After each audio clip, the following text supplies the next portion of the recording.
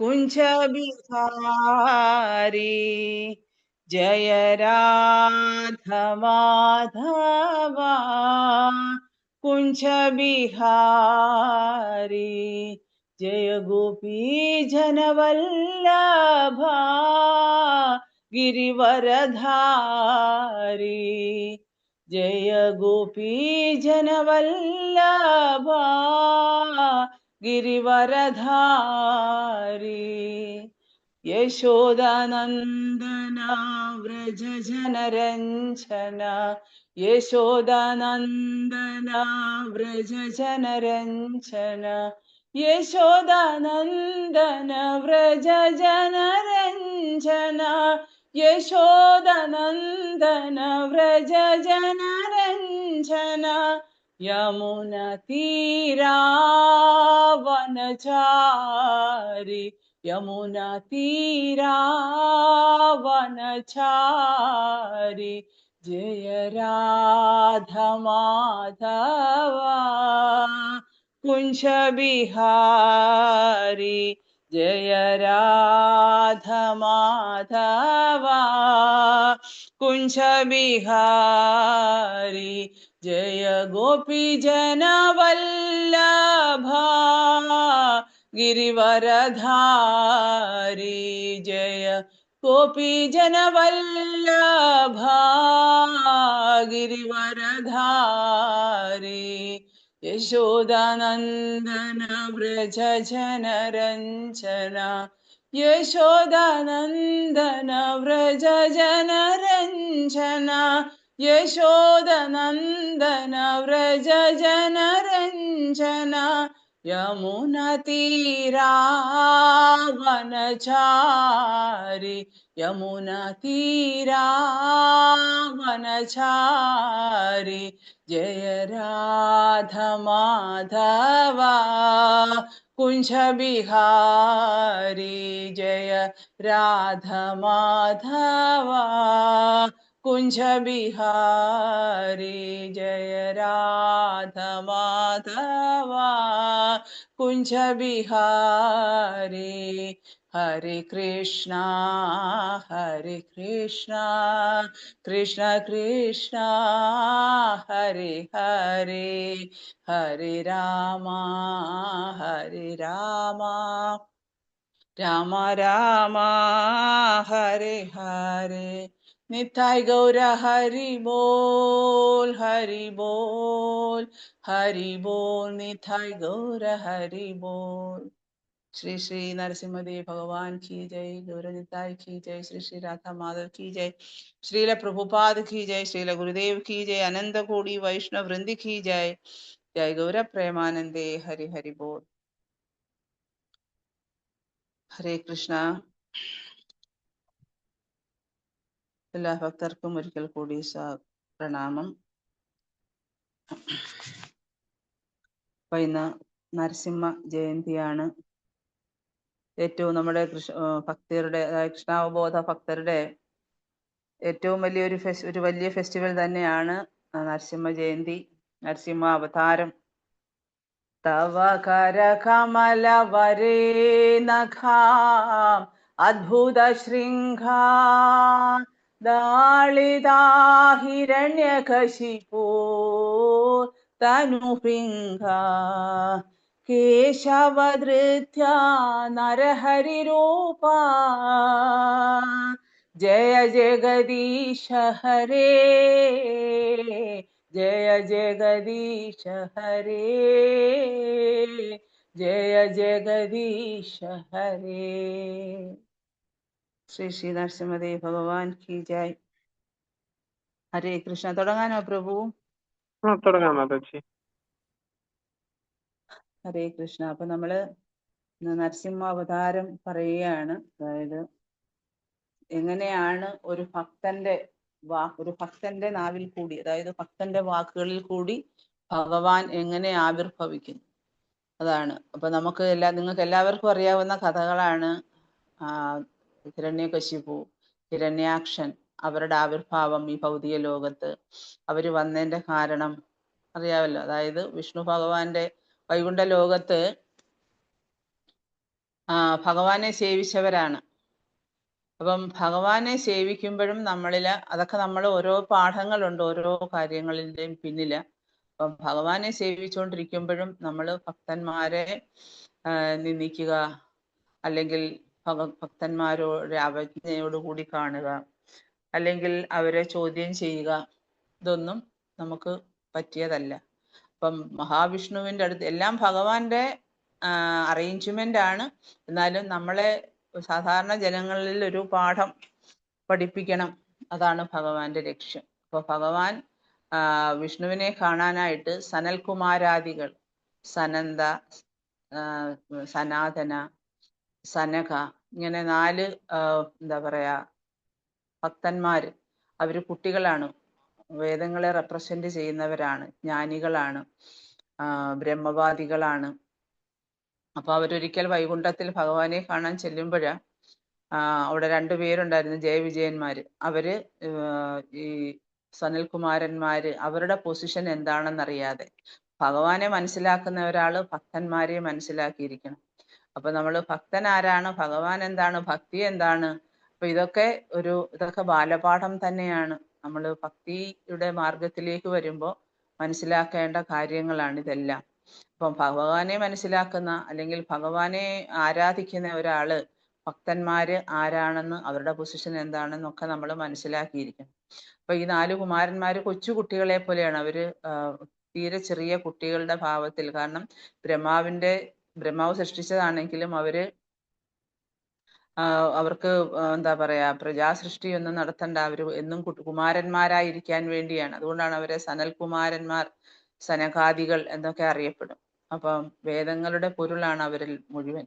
അപ്പൊ അവര് വന്നപ്പോ ഇവര് അനുവദിച്ചില്ല കയറാൻ ഉള്ളിൽ ഭഗവാനെ കാണാനായിട്ട്. ഭഗവാൻ തിരക്കിൽ, അങ്ങനെ ആരെയും കടത്തി വിടത്തില്ല, നിങ്ങളോട് ആര് പറഞ്ഞോട്ട് വരാൻ എന്നൊക്കെ പറഞ്ഞപ്പോ അവർക്ക് ദേഷ്യം വന്നിട്ട് അവര് ശപിക്കുകയാണ്, നിങ്ങൾ 2 പേരും അസുരന്മാരായിട്ട് ഭൂമിയിൽ പോയി ജനിക്കട്ടെ. അതിന്റെ പിന്നിലെ കഥ കശ്യപ മുനിയുടെ പത്നിയായിട്ടുള്ള ദിതി, അവർക്ക് പെട്ടെന്നൊരു സന്ധ്യാസമയത്ത് അവർക്ക് ഒരാഗ്രഹം, സെക്ഷൽ ഇന്റർകോഴ്സ്. അപ്പൊ അതിനുവേണ്ടി അങ്ങനെ കശ്യപ മുനിയുമായിട്ട്, അങ്ങനെ അതിന്റെ ഫലമായിട്ടാണ് സന്ധ്യസമയം ഭഗവാനെ സേവിക്കാനുള്ള സമയമാണ്. അപ്പൊ ആ സമയത്ത്, അഥവാ ഭഗവാന്റെ തിരുനാമം ജപിക്കാനുള്ള സമയമാണ്. അപ്പൊ ആ സമയം എന്ന് വെച്ചാൽ ഇന്നോസ്പീഷ്യസ് ആണ്, നെഗറ്റീവ് എനർജി കൂടുതലുള്ള സമയമാണ്. അപ്പൊ അതുകൊണ്ടാണ് നമ്മൾ സന്ധ്യസമയത്ത് എപ്പോഴും പ്രാർത്ഥന, നാമജപം, വിളക്ക് കത്തിക്കുക, അപ്പൊ ഇങ്ങനെയൊക്കെയുള്ള കാര്യങ്ങളൊക്കെ ചെയ്യണമെന്ന് പറയും. അപ്പൊ ആ സമയത്ത് ഇത് ചെയ്തതിന്റെ ഫലമായിട്ടാണ് ദൈത്യന്മാര്, അതായത് അസുരന്മാര് ഭൂമിയിൽ ജനിക്കാനുള്ള കാരണം. അപ്പൊ അങ്ങനെ അവരെന്തായാലും ഭഗവാൻ, അപ്പം ഇങ്ങനെ ഇവര് ജയവിജയന്മാരെ കഴിച്ച് ചെയ്തതിന് ശേഷം മഹാവിഷ്ണു വന്നു. അപ്പൊ ഭഗവാൻ വന്ന് അവരെ വളരെ, ഭക്തന്മാരെ എപ്പോഴും ഭഗവാനും വന്ദിക്കും. ഭക്തന്മാരെ വന്ദിച്ചു, സനൽകുമാരാദികളെ അവർക്ക് ദർശനം കൊടുത്തു, സന്തോഷമായി. ഭഗവാന്റെ പാതാരവിന്ദങ്ങളിൽ അർപ്പിച്ച തുളസിയുടെ സ്മെൽ അവർക്ക് വന്നു, അത് ഗന്ധം ആസ്വദിച്ചു. അപ്പൊ അങ്ങനെ അപ്പം പറഞ്ഞു, അപ്പൊ എന്തായാലും ഇപ്പം ഭഗവാൻ അറിയാമല്ലോ, അപ്പൊ ഇങ്ങനെ ഒരു സംഭവം നടന്നു, നിങ്ങളെ ശാപം കിട്ടിയതാണ്, അപ്പൊ നിങ്ങൾ എന്തായാലും ഭൗതിക ലോകത്ത് പോകണം, നിങ്ങൾക്ക് 100 ജന്മങ്ങൾ സാധാരണ മനുഷ്യരായി കഴിയണോ, അതോ ഭക്തന്മാരായിട്ട് കഴിയണോ, അതോ 3 ജന്മം കൊണ്ട് അസുര ജന്മം എടുത്തിട്ട് നിങ്ങൾക്ക് തിരിച്ചു വൈകുണ്ഠത്തിൽ വരണോ. അപ്പൊ അവര് പറഞ്ഞത് എന്താ, 3 ജന്മം കൊണ്ട് അസുര ജന്മം എടുത്ത് ഞങ്ങൾ തിരിച്ചു വൈകുണ്ഠത്തിൽ വന്നോളാം. അവർക്കും ഭയങ്കര വിഷമമായി. അപ്പം വന്നവരാരാണെന്ന് തിരിച്ചറിയാതെ വൈകുണ്ഠത്തിൽ ചെല്ലുന്ന ആരാണ്, ഭക്തന്മാരാണ് എപ്പോഴും. പക്ഷെ അവർക്ക് അത് തിരിച്ചറിയാനുള്ള, ചില സമയത്ത് നമുക്കായാലും ഭഗവാന്റെ സേവനം ചെയ്തുകൊണ്ടിരിക്കുമ്പം ചെറിയ അഹങ്കാരങ്ങൾ ഉണ്ടാകും ഉള്ളില്. ഞാൻ ഭക്തനാണ്, ഞാൻ ഭഗവാന്റെ സേവകനാണ്, ഞാൻ അത് ചെയ്യുന്നു ഇത് ചെയ്യുന്നു എന്നൊക്കെ. അതൊക്കെ നമുക്ക് ഓരോരോ പാഠങ്ങൾ ഓരോന്നിനും നമുക്ക് മനസ്സിലാക്കാൻ പറ്റും. അപ്പൊ ഇതിനകത്തുടനീളം ഇതാണ് നമുക്ക് മനസ്സിലാക്കാൻ പറ്റുന്നത്, ഭഗവാൻ അവതരിക്കാനുള്ള കാരണം തന്നെ അതാണ്. അപ്പൊ അങ്ങനെ ശാപം കിട്ടി. ആദ്യത്തെ അവരുടെ 2 പേരുടെയും ആവിർഭാവമാണ് ഹിരണ്യാക്ഷനും ഹിരണ്യകശിപും. ഹിരണ്യാക്ഷൻ 2 പേരെയും കണ്ടു കഴിഞ്ഞാൽ ഭയങ്കര അസുരന്മാരെന്ന് വെച്ചാൽ ഭയങ്കര ശക്തിമാന്മാരാണ്. അവരുടെ പുരിയക്കൊടി കണ്ടാൽ തന്നെ ദേവന്മാര് വിറയ്ക്കും, അത്രയ്ക്ക് വലിയ ശക്തിമാന്മാരാണ്. അപ്പൊ അങ്ങനെ ആദ്യത്തെ ആളാണ് ഹിരണ്യാക്ഷൻ. ഹിരണ്യാക്ഷൻ പോയിട്ട്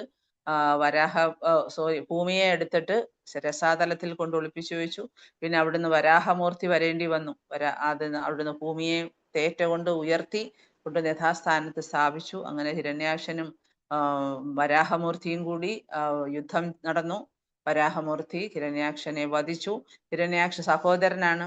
അപ്പൊ അങ്ങനെ വധിച്ചു കഴിഞ്ഞപ്പോൾ ഹിരണ്യകശിപുവിന് ഭയങ്കര ദേഷ്യവും സങ്കടവും എല്ലാം ഉണ്ടായിട്ട് അദ്ദേഹം പറഞ്ഞു, എന്താ, ഞാൻ തീർച്ചയായിട്ടും ഈ വിഷ്ണുവിനെ വധിച്ചിരിക്കും. അങ്ങനെ അദ്ദേഹം 1000 വർഷം തപസ് ചെയ്തു. അങ്ങനെ അദ്ദേഹത്തിന്റെ ശരീരം മുഴുവൻ എന്താ പകുതി ഭാഗം പുറ്റായിപ്പോയി. അപ്പം അങ്ങനെ ബ്രഹ്മദേവനെയാണ് തപസ് ചെയ്തത്. അങ്ങനെ ബ്രഹ്മദേവൻ പ്രത്യക്ഷപ്പെട്ടു. അദ്ദേഹത്തിനോട് വരം ചോദിച്ചു, അമരത്വം. അപ്പൊ ബ്രഹ്മൻ പറഞ്ഞു, എനിക്ക് പോലും അമരത്വം ഇല്ല, പിന്നെ എനിക്ക് നിനക്ക് എങ്ങനെ അമരത്വം തരാൻ കഴിയും? ഭൗതിക ലോകത്ത് ജന്മം എടുത്താൽ ആർക്കും അമരത്വം ഇല്ല, എല്ലാവരും ഒരു ദിവസം പോയേ തീരും. അപ്പൊ അങ്ങനെയാണ് ബ്രഹ്മദേവൻ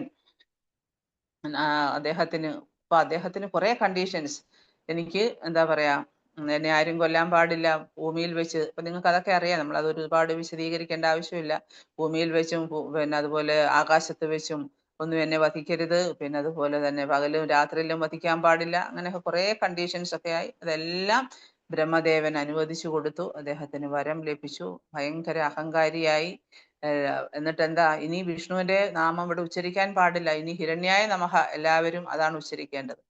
അദ്ദേഹത്തിന്റെ എന്താ പറയാ, തപസ്സിന് പോയ സമയത്ത് അദ്ദേഹത്തിന്റെ പത്നി കഥയാഥു അവര് ഗർഭിണിയായിരുന്നു. ആ സമയത്ത് ഇന്ദ്രനും ദേവന്മാരും ഒക്കെ വന്നിട്ട് ഇവരെ പിടിച്ചുകൊണ്ടുപോയി അവിടുത്തെ എന്താ പറയാ ധനവും എല്ലാം എടുത്തു കൊണ്ടുപോയി. എന്താ, ഇനി ഇവന്റെ പിന്നെ പത്നിയിൽ നിന്ന് വരുന്നത് ഇനി ഒരു വലിയ അസുരനായിരിക്കുമല്ലോ എന്ന് പറഞ്ഞു. പക്ഷെ നാരദമുനി വന്നിട്ട് പറഞ്ഞു, പിന്നെ നിങ്ങൾ ഗർഭിണിയായ ഒരു സ്ത്രീയെ നിങ്ങൾ പിന്നെ ഉപദ്രവിക്കാൻ പാടില്ല. അതുകൊണ്ട് നാരദമുനി ആ കഥയാത്തുവിനെ അദ്ദേഹത്തിന്റെ ആശ്രമത്തിൽ കൊണ്ടുപോയി. അപ്പൊ അവര് പ്രഗ്നന്റ് ആണ്, ഗർഭവതിയാണ്. അപ്പം ആ ഗർഭത്തിൽ ഇരിക്കുന്ന കുഞ്ഞിനു വേണ്ടി നാരദമുനി ഭഗവത് ഉപദേശങ്ങൾ നൽകി. ഭഗവത് ഭക്തിയുത സേവനത്തെ കുറിച്ചും അതിന്റെ മഹിമയെക്കുറിച്ചും നാമജപത്തിന്റെ മഹിമയെക്കുറിച്ചും ഭഗവാന്റെ ശക്തികളെ കുറിച്ചും എല്ലാം പറഞ്ഞു കൊടുത്തു. ഭക്തിയുത സേവനത്തിന്റെ മഹിമ എല്ലാം പറഞ്ഞു കൊടുത്തു. ആ കുട്ടി ഗർഭത്തിൽ കിടന്ന് എല്ലാം കേട്ടു. അമ്മയ്ക്ക് അതിന്റെ പ്രയോജനം ഉണ്ടായില്ല, മകൻ അതെല്ലാം, അതാണ് ഗർഭത്തിൽ കിടക്കുന്ന സമയത്ത് കുട്ടികൾക്ക് ഗ്രഹിക്കാനുള്ള കഴിവുണ്ട്, കേൾവി, അത് അവര് ഗ്രഹിക്കും. അപ്പൊ അങ്ങനെ കുട്ടി അതെല്ലാം ഹൃദയസ്ഥമാക്കി. അവനെ പിന്നെ ഹിരണ്യകശിപു തിരിച്ചു വന്ന് കഥയാത്തുവും കൊട്ടാരത്തിലെത്തി. അങ്ങനെ പ്രഹ്ലാദൻ ജനിച്ചു. അപ്പൊ അതിനുശേഷം പ്രഹ്ലാദൻ വളർന്നു വരും തോറും അതിനെ പഠിപ്പിക്കാനായിട്ട് എന്താ പറയാ അസുരന്മാരായിട്ടുള്ള ഷണ്ട, അങ്ങനെ രണ്ട് അതായത് ശുക്രാചാര്യന്റെ മക്കളായിട്ടുള്ള രണ്ടുപേരെ ഏൽപ്പിച്ചു. അപ്പൊ അവര് കൊണ്ടുപോയിട്ട് ഇവർക്ക് കുറെ കുട്ടികൾ, മറ്റു ദൈത്യ കുട്ടികളൊക്കെ ഉണ്ട്, അവർക്കെല്ലാം ഹിരണ്യായ നമഃ പഠിപ്പിക്കാൻ തുടങ്ങി. അതുപോലെ പിന്നെ ഭൗതികമായിട്ടുള്ള കാര്യങ്ങളെ കുറിച്ചും ആസുരിക സ്വഭാവം വളർത്തിയെടുക്കുന്നതിനെ കുറിച്ചും അങ്ങ് പഠിപ്പിച്ചു. പക്ഷേ എന്താ പറയാ, പ്രഹ്ലാദൻ അദ്ദേഹം ഭക്തനായിരുന്നു. അദ്ദേഹം തന്റെ അമ്മയുടെ ഗർഭത്തിൽ വെച്ച് അദ്ദേഹം നാരദമുനിയിൽ നിന്ന് കേട്ട ഭക്തിയുത സേവനം എല്ലാം അദ്ദേഹത്തിന്റെ ഓർമ്മയിൽ തെളിഞ്ഞു വന്ന് അദ്ദേഹം തന്റെ സ്വയം ഭക്തനായി മറ്റുള്ളവരെ, തന്റെ സഹപാഠികളെയൊക്കെ ഭക്തരാക്കാനായിട്ട് അദ്ദേഹം ഒരുപാട് പ്രീച്ചിങ് നടത്തി. അപ്പൊ അതാണ് അദ്ദേഹവും പറയുന്നുണ്ട്, അതായത് ചെറുപ്പത്തിലെ മുതലേ, അതായത് കൗമാര ആചരേത് പ്രാജ്ഞ, അതായത് കൗമാരത്തിൽ മുതൽ നമ്മൾ കൃഷ്ണ കോൺഷ്യസ്നെസ്, ഭഗവത് സേവനം പരിശീലിക്കണം. അത് എന്നാലേ ഈശ്വര സാക്ഷാത്കാരം, നമ്മുടെ ജീവിത ലക്ഷ്യം സാധ്യമാകൂ എന്ന് പറഞ്ഞു. അങ്ങനെ അദ്ദേഹത്തിന് അപ്പൊ ഒരിക്കൽ ഹിരണ്യകശിപു, ഹിരണ്യ എന്ന് വെച്ചാൽ എന്താണ്, സ്വർണം എന്നാണ് അർത്ഥം.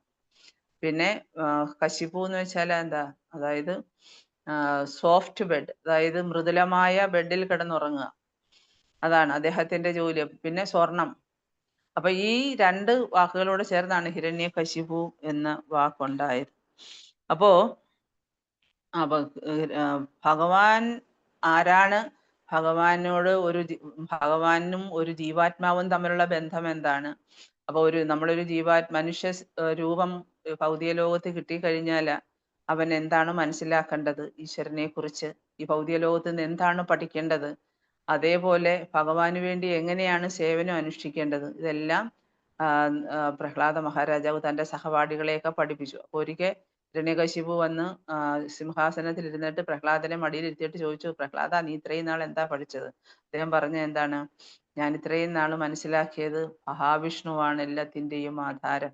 അദ്ദേഹത്തിൽ നിന്നാണ് എല്ലാം ഉത്ഭവിക്കുന്നത്. ഭഗവാൻ പറയുന്നുണ്ട്, അഹം സർവസ്യ പ്രഭവോ. അപ്പോഴത്തേക്ക് ഹിരണ്യകശിപുവിന് ഇത് കേട്ട്, വിഷ്ണു എന്ന നാമം കേട്ടപ്പോഴത്തേക്ക് ദേഷ്യം വന്നിട്ട് താഴെ തള്ളിയിട്ടിട്ട് പറഞ്ഞു, നീ എന്തോ പഠിച്ചത്? എന്നിട്ട് ഗുരുക്കന്മാരെ വിളിച്ചു, ഷണ്ഡ, അമർഖ, ഇവിടെ വരൂ, എന്താണ് നീ ഇത്രയും നാൾ എന്റെ കുട്ടിയെ പഠിപ്പിച്ചത്? നീ ഇതാണോ പഠിപ്പിച്ചത്? അപ്പൊ അവരും അമ്പരന്ന് പോയി. അവര് പറഞ്ഞാ, ഞങ്ങൾ പറയുന്നൊന്നും കേൾക്കത്തില്ല, ഇനി അവനെ പിടിച്ചുകൊണ്ട് പോയി നല്ല രീതിയിലെല്ലാം പഠിപ്പിക്കാമെന്ന് പറഞ്ഞ് ഒരു പ്രാവശ്യം എക്സ്ക്യൂസ് കൊടുത്തു. പിന്നെ അത് കഴിഞ്ഞിട്ട് എന്താ അവിടെ ചെന്നിട്ട് പഠിപ്പിക്കാൻ തുടങ്ങി. പക്ഷെ പ്രഹ്ലാദൻ ആരാ? ഭക്തനാണ്. അദ്ദേഹത്തിന് യാതൊരു തരത്തിലുള്ള ബന്ധവും ഭൗതിക ലോകവുമായിട്ടില്ല. അപ്പം ഇവര് വീണ്ടും പഠിപ്പിക്കാൻ തുടങ്ങി, അവര് ശിക്ഷിക്കാൻ തുടങ്ങി. അപ്പോഴൊക്കെ അദ്ദേഹം എപ്പോഴും തന്റെ സഹപാഠികളെ കിട്ടുന്ന സമയത്ത് വിളിച്ചിരുത്തി, മറ്റവര് പറയുന്നതൊക്കെ കേട്ട് ഒരു ചെവി കൂടെ കേട്ട് മറ്റേ ചെവി കൂടെ വിടും, കുറച്ചു നേരമൊക്കെ അവിടെ ഇരിക്കും. പക്ഷെ കിട്ടുന്ന സമയമെല്ലാം തന്റെ സഹപാഠികളെ വിളിച്ചിട്ട് കീർത്തനം ചെയ്യുക, ഭഗവാന്റെ കീർത്തനം ചെയ്യുക, അതേപോലെ ഭഗവാൻ കഥകൾ പറഞ്ഞു കൊടുക്കുക. അതിന്റെ ഹൃദയം നിറയെ ജ്ഞാനത്തിന്റെ ഉറവിടമായി. അത്രമാത്രം ജ്ഞാനം, ഭഗവത് ജ്ഞാനം സിദ്ധിച്ച കുട്ടിയാണ്. അപ്പൊ അതെല്ലാം സഹപാഠികൾ പകർന്നു കൊടുത്തു. അവരതെല്ലാം ഏറ്റുവാങ്ങി അദ്ദേഹത്തിൽ നിന്ന് ആ ഒരു ഭഗവത് ഭക്തിയും ജ്ഞാനവും വൈരാഗ്യവും എല്ലാം അവർക്കും ഏറ്റുവാങ്ങാൻ പറ്റി. അപ്പൊ അതാണ് പ്രീച്ചിങ്. നമ്മൾ ചെറുപ്പത്തിലെ മുതലേ കുട്ടികളെയും നമ്മളത് പരിശീലിപ്പിക്കണമെന്ന് പറയുന്നത് അതുകൊണ്ടാണ്. അപ്പൊ അങ്ങനെ പ്രഹ്ലാദൻ അവരെ എല്ലാം പഠിപ്പിച്ചു കൊടുത്തു. വീണ്ടും ഹിരണ്യകശിപു വിളിപ്പിച്ചു. അങ്ങനെ ഹിരണ്യകശിപു ചോദിച്ചു, നീ എന്താണ് പഠിച്ചത് ഇത്രയും കാലം? ഉടനെ വീണ്ടും അദ്ദേഹം പറഞ്ഞ എന്താ? എല്ലാത്തിന്റെയും ഈ വിശ്വത്തിന്റെ പോലും ആധാരം, എല്ലാവരിലും കുടികൊള്ളുന്ന സർവ്വവ്യാപിയായ മഹാവിഷ്ണുവാണ് എല്ലാത്തിന്റെയും ആധാരം. ഭയങ്കര ദേഷ്യം വന്നു. ഇവനെ ഇനി വെച്ചേക്കരുത്, ഇവനെ വധിക്കണം. ഇവൻ അങ്ങനെ വധിക്കാനായിട്ട് പല മാർഗങ്ങൾ അദ്ദേഹം അന്വേഷിച്ചു. മനസ്സിലായി? അങ്ങനെ വെള്ളത്തിൽ നിന്ന് മേളിൽ നിന്ന് തള്ളിയിട്ടു, പിന്നെ ഏറ്റവും മലയുടെ മുകളിൽ കൊണ്ടുവന്നിട്ട് വെള്ളത്തിലേക്ക് താഴെ ഗർത്തത്തിലേക്ക് തള്ളിയിട്ടു, പിന്നെ ആനകളുടെ ഇടയിലിട്ടു, പാമ്പിന്റെ ഇടയിൽ കൊണ്ടിട്ടു, പിന്നെ അതുപോലെ പിന്നെ ഹോളി എന്ന് പറയുന്ന ഹിരണ്യകശിപുവിന്റെ സഹോദരി അവര് വന്നിട്ട് തീ കൂട്ടിയിട്ട് അതിനകത്തിരുന്ന് പ്രഹ്ലാദനെ മടി വെച്ചുകൊണ്ടിരുന്ന് തീ കത്തിച്ചു. അവർക്കൊരു വരം കിട്ടിയിട്ടുണ്ട്, അവർക്ക് അഗ്നി അവരെ സ്പർശിക്കില്ല എന്ന്. പക്ഷെ ഇവിടുന്നെല്ലാം അദ്ദേഹം പ്രഹ്ലാദനെ മടിയിൽ വെച്ചുകൊണ്ടാണ് ഹോളി ഇരുന്നത്. പക്ഷെ ആ ഒരു സന്ദർഭത്തില് ഭക്തനെ രക്ഷിക്കാൻ ഭഗവാൻ അവരുടെ എന്താ പറയാ കിട്ടിയ ആ വരവും കൂടെ പോയി. അവരാണ് പിന്നെ മരിച്ചത്, ചാരമായി പോയി. മനസ്സിലായി? പ്രഹ്ലാദൻ പൂവിനകത്തിരുന്നു. പിന്നെ അതുപോലെ വിഷം കൊടുത്ത് ഭഗവാൻ അത് ഓഫർ ചെയ്തിട്ട് അദ്ദേഹം അത് കുടിച്ചു. ഒന്നും സംഭവിച്ചില്ല.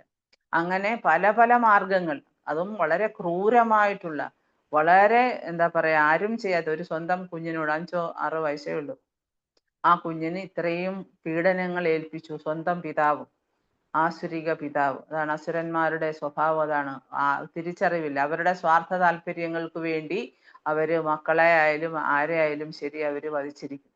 അപ്പൊ ഇതെല്ലാം ഇദ്ദേഹത്തിന് ഭയങ്കര അതിശയമായി. ഇവൻ ഇത്രയും ഞാൻ അവനെ കൊല്ലാൻ ശ്രമിച്ചിട്ട് ഇവൻ എന്തുകൊണ്ടാണ്, അതും ഒരു കൊച്ചുകുട്ടി, അവൻ എങ്ങനെ രക്ഷപ്പെടുന്നു? ഇവനെ ആരാണ് രക്ഷിക്കുന്നത്? ഇവനെ സംരക്ഷണം നൽകുന്നത് ആരാണ്? ഹിരണ്യകശിപുവിന് അങ്ങനെ സംശയമായി. അപ്പൊ ഹിരണ്യകശിപു ചോദിക്കുകയാണ്. അപ്പം അന്നേരമൊക്കെ ചോദിക്കുമ്പോഴൊക്കെ ഓരോ കാര്യങ്ങൾ ചോദിക്കുമ്പോഴും പ്രഹ്ലാദൻ പറയുന്നത് എന്താണ്? എപ്പോഴും ഭഗവാനെ കുറിച്ചാണ് പറയുന്നത്. കാരണം ഭഗവാനെ മനസ്സിലാക്കുക എന്ന് പറഞ്ഞാൽ അസുരന്മാർക്ക് ഒട്ടും സാധിക്കുന്ന കാര്യമില്ല. അപ്പം ഭഗവാൻ പരമദിവ്യോത്തമ പുരുഷനാണ്. അദ്ദേഹം എപ്പോഴും പറയുന്ന കാര്യമാണ് പ്രഹ്ലാദൻ. അദ്ദേഹം പറയുന്നത് എന്താണ്? അതായത് അല്ലയോ രാജാവേ എന്ന് തന്നെയാണ് പിതാവിനെ അഭിസംബോധന ചെയ്യുന്നത്. എന്റെ ശക്തി. അപ്പൊ ചോദിക്കും, നിനക്ക് എവിടുന്നാണ് ഈ ശക്തി കിട്ടുന്നതെന്നാണ് അദ്ദേഹം ചോദിക്കുന്നത്. ദേഷ്യപ്പെട്ട് ചോദിക്കുന്നതാണ്. റാസ്കൽ എന്നാ വിളിക്കുന്നത്. അപ്പൊ അപ്പം ഈ ഭൗതിക ലോകം മൊത്തം എനിക്ക് വിറപ്പിക്കാൻ അറിയാം എൻ്റെ കോപത്താൽ. അപ്പം എല്ലാ ഭരണകർത്താക്കളെയും എനിക്ക് വിറപ്പിക്കാൻ അറിയാം. പക്ഷേ നിന്നെ പോലൊരു ആളിനെ നീ എന്താണ് അഭയനായിട്ട്, അതായത് നിനക്ക് ഭയമില്ലാതെ നിന്നെ കാണാൻ പറ്റുന്ന എന്താണ്? നിന്നെ നോക്കിക്കഴിഞ്ഞാൽ നിനക്ക് ഒരു ഭയവും കൂടി കണ്ടാലോ ഓടും, അത്രയ്ക്ക് ഭയം ഉണ്ടാകും ആൾക്കാർക്ക് ഇവരെ കാണുമ്പോൾ. പക്ഷെ നീ ഒരു കൊച്ചുകുട്ടിയായിട്ടും നിനക്ക് ഒരു ഭയവുമില്ല. നിനക്ക് ഈ ശക്തി, ആരാണ് നിന്നെ ഈ ശക്തി നിന്നെ ഭരിക്കുന്നത്, അല്ലെങ്കിൽ നിനക്ക് എവിടെ നിന്നാണ് ഈ ശക്തി കിട്ടുന്നത്, അതിന്റെ ഉറവിടം എന്താണ്? അപ്പോഴാണ് പ്രഹ്ലാദൻ പറയുന്നത്, അതായത് പിന്നെ എന്റെ ശക്തിയുടെ ഉത്ഭവം എന്ന് പറയുന്നത് നിങ്ങൾ ഇപ്പൊ ചോദിക്കുന്നല്ലോ, അത് തന്നെയാണ്. അപ്പൊ നിങ്ങളുടെ ശക്തിയുടെ ഉറവിടം അത് തന്നെയാണ്. അദ്ദേഹം അങ്ങനെയാണ് പറയുന്നത്. എനിക്ക് ഭഗവാനിൽ നിന്ന് നേരിട്ട് ശക്തി കിട്ടിയിട്ടുണ്ടെന്നല്ല പറയുന്നത്, നിങ്ങൾക്ക് ശക്തിയുടെ ഉറവിടം എന്താണോ. അപ്പൊ ഒരു അസുരനായാലും അദ്ദേഹത്തിന് കിട്ടിയ ശക്തിയുടെ ഉറവിടം എവിടുന്ന? ഭഗവാനിൽ നിന്ന് തന്നെയാണ്. അപ്പൊ അതേപോലെ എന്റെ ശക്തിയുടെ ഉറവിടം എവിടെയെന്നാണോ, അങ്ങയുടെ ശക്തിയുടെ ഉറവിടം എവിടുന്നാണ്, ഇതെല്ലാം ഒരിടത്ത് തന്നെയാണ്. ഇതിന്റെ എല്ലാം ഒറിജിനൽ സോഴ്സ് എന്ന് പറയുന്നത്, എല്ലാ തരത്തിലുള്ള ശക്തിയുടെയും ഉത്ഭവം എന്ന് പറയുന്നത് ഒന്നാണ്. അപ്പൊ അതാണ്, ആ ഒരു ശക്തി മാത്രമേ ഉള്ളൂ. എനിക്ക് തരുന്ന ശക്തിയും നിങ്ങൾക്ക് തരുന്ന ശക്തിയുടെ എല്ലാ ഉറവിടം ഒന്നാണ് എല്ലാവരിലും. അത് അദ്ദേഹം എന്ന് പറയുന്നത് നമ്മുടെ ഉള്ളിലും ഉണ്ട്, പുറത്തുണ്ട്. അതാണ് ബഹിർ നരസിംഹ, അതുപോലെ അതായത് പുറത്തും ഉണ്ട്. അതായത് പിന്നെ എവിടെയെല്ലാം ഭഗവാനുണ്ടോ അവിടെ, എവിടെയെല്ലാം ഞാൻ നോക്കുന്നു അവിടെ എല്ലാം എൻ്റെ ഭഗവാനുണ്ട്. അതുപോലെ പുറത്തും അകത്തും ഭഗവാൻ വസിക്കുന്നുണ്ട്. എല്ലായിടവും ഭഗവാന്റെ പ്രസൻസ് ഉണ്ട്. അതാണ് അദ്ദേഹം സർവ്വവ്യാപിയാണ്. അല്ലാതെ അദ്ദേഹമില്ലാതെ ആർക്കും ഒരു ശക്തിയും കിട്ടില്ല, ആർക്കും അനങ്ങാൻ പറ്റില്ല. ആരായിക്കോട്ടെ, എല്ലാത്തിൻ്റെയും കൺട്രോളർ ഈശ്വരൻ എന്ന് പറയുന്നത് ആ പരമദിവ്യോത്തമ പുരുഷനായിട്ടുള്ള ഭഗവാനാണ്. പിന്നെ അത് തന്നെയല്ല, അദ്ദേഹം പിന്നെ കാലഘടകമാണ്. അദ്ദേഹം ഈശ്വരനാണ്, കാലഘടകമാണ്, എല്ലാവരുടെയും ഇന്ദ്രിയങ്ങളുടെ ശക്തിയാണ്, അതേപോലെ മനസ്സിന്റെ ശക്തിയാണ്, അതുപോലെ ശരീരത്തിന്റെ ശക്തിയാണ്, അതേപോലെ നമ്മുടെ ഓരോ ഇന്ദ്രിയങ്ങളും, നമ്മുടെ മനസ്സ്, നമ്മുടെ ശരീരത്തിന്റെ എല്ലാം ഉറവിടം എന്ന് ശക്തിയുടെ ഉറവിടം എന്ന് പറയുന്നത്. അപ്പൊ നമ്മുടെ ഹൃദയത്തിൽ ആത്മാവ് കുടികൊള്ളുന്നതുകൊണ്ടാണ് നമ്മൾ സംസാരിക്കുന്നതും. ഇപ്പൊ നമ്മുടെ ഹൃദയത്തിൽ നിന്ന് ആത്മാവ് പോയി കഴിഞ്ഞാൽ നമ്മൾ ജഡമാണ്, അല്ലേ? പിന്നെ നമ്മുടെ ശരീരം ഒന്നിനും കൊള്ളില്ല. അപ്പം അത് ഭൗതിക മൂലകങ്ങൾ കൊണ്ടുണ്ടാക്കിയതാണ്. അപ്പം നമ്മുടെ മനസ്സിൽ, നമ്മുടെ ഹൃദയത്തിൽ ഇരുന്നു കൊണ്ട്, അതാണ് സർവസ്യ ചാഹം ഹൃദി സന്നിവിഷ്ടു, എല്ലാവരുടെയും ഹൃദയത്തിൽ കുടികൊണ്ടുകൊണ്ട് ഭഗവാൻ എല്ലാവർക്കും ശക്തി, ആ ഒരു ഭഗവാന്റെ അംശമായിട്ടുള്ള ആത്മാവ് കുടികൊള്ളുന്നത് കൊണ്ടാണ് ഈ പരമാത്മാവിന്റെ ശക്തി എല്ലാ ശരീരത്തിന്റെ ഓരോ രോമകൂപങ്ങളിലും പ്രവർത്തിക്കുന്നത്. എല്ലാ ഇന്ദ്രിയങ്ങളും മനസ്സും എല്ലാ കർമ്മങ്ങളും എല്ലാം ആക്ടിവേറ്റ് ആകുന്നത് ഭഗവത് ശക്തി കൊണ്ടാണ്. ഈ അതുപോലെ ഭൗതിക ലോകത്ത് ത്രിഗുണങ്ങളുടെ ശക്തി, അതും ഭഗവാനിൽ നിന്നാണ് വരുന്നത്. കാരണം ഭഗവാനാണ് ഇതെല്ലാത്തിൻ്റെയും ക്രിയേറ്റർ, സൃഷ്ടികർത്താവ് എന്ന് പറയുന്നത്. അദ്ദേഹം സൃഷ്ടിക്കുന്നു, അദ്ദേഹം നിലനിർത്തുന്നു, അദ്ദേഹം ഈ ഭൗതിക ലോകത്തെ ഒരു ദിവസം സംഹരിക്കുന്നു. അപ്പൊ അതേപോലെ നിങ്ങളുടെ ഈ ഡെമോണിയാക്ക്, അതായത് ആസുരിക മനോഭാവം നിങ്ങൾ ദൂരെ എറിയൂ. അദ്ദേഹം പറയുന്നതാണ്, മകൻ ഉപദേശിച്ചു കൊടുക്കുന്നതാണ്. അപ്പൊ നിങ്ങളുടെ ഹൃദയത്തില് പിന്നെ ശത്രുവും മിത്രവും എന്ന് രണ്ട് ഭാവങ്ങളുണ്ട്. അതാണ് ദ്വന്ദ്ങ്ങൾ. അതാണ് ഭഗവാൻ അർജുനോട് പറയുന്നുണ്ട്, നീ ദ്വന്ദ്ങ്ങളെ അതിജീവിക്കണം അർജുന എന്ന്. അതേപോലെ പ്രഹ്ലാദൻ പറയുക, നിങ്ങളുടെ മനസ്സില് ശത്രു മിത്രം ഈ രണ്ട് ഭാവങ്ങളുണ്ട്. അപ്പൊ പക്ഷേ എന്താണ് വേണ്ട, നിങ്ങൾ എല്ലാവരിലും സമഭാവനയോടെ എല്ലാവരെയും കാണണം. എല്ലാവരെയും സമഭാവനയോടെ കണ്ടിട്ട്, അതാണ് എന്താ പറയാ, അതായത് പിന്നെ ഭക്തന്മാരങ്ങനെയാണ്. ഭക്തന്മാര് തുല്യ നിന്ദ സ്തുതി.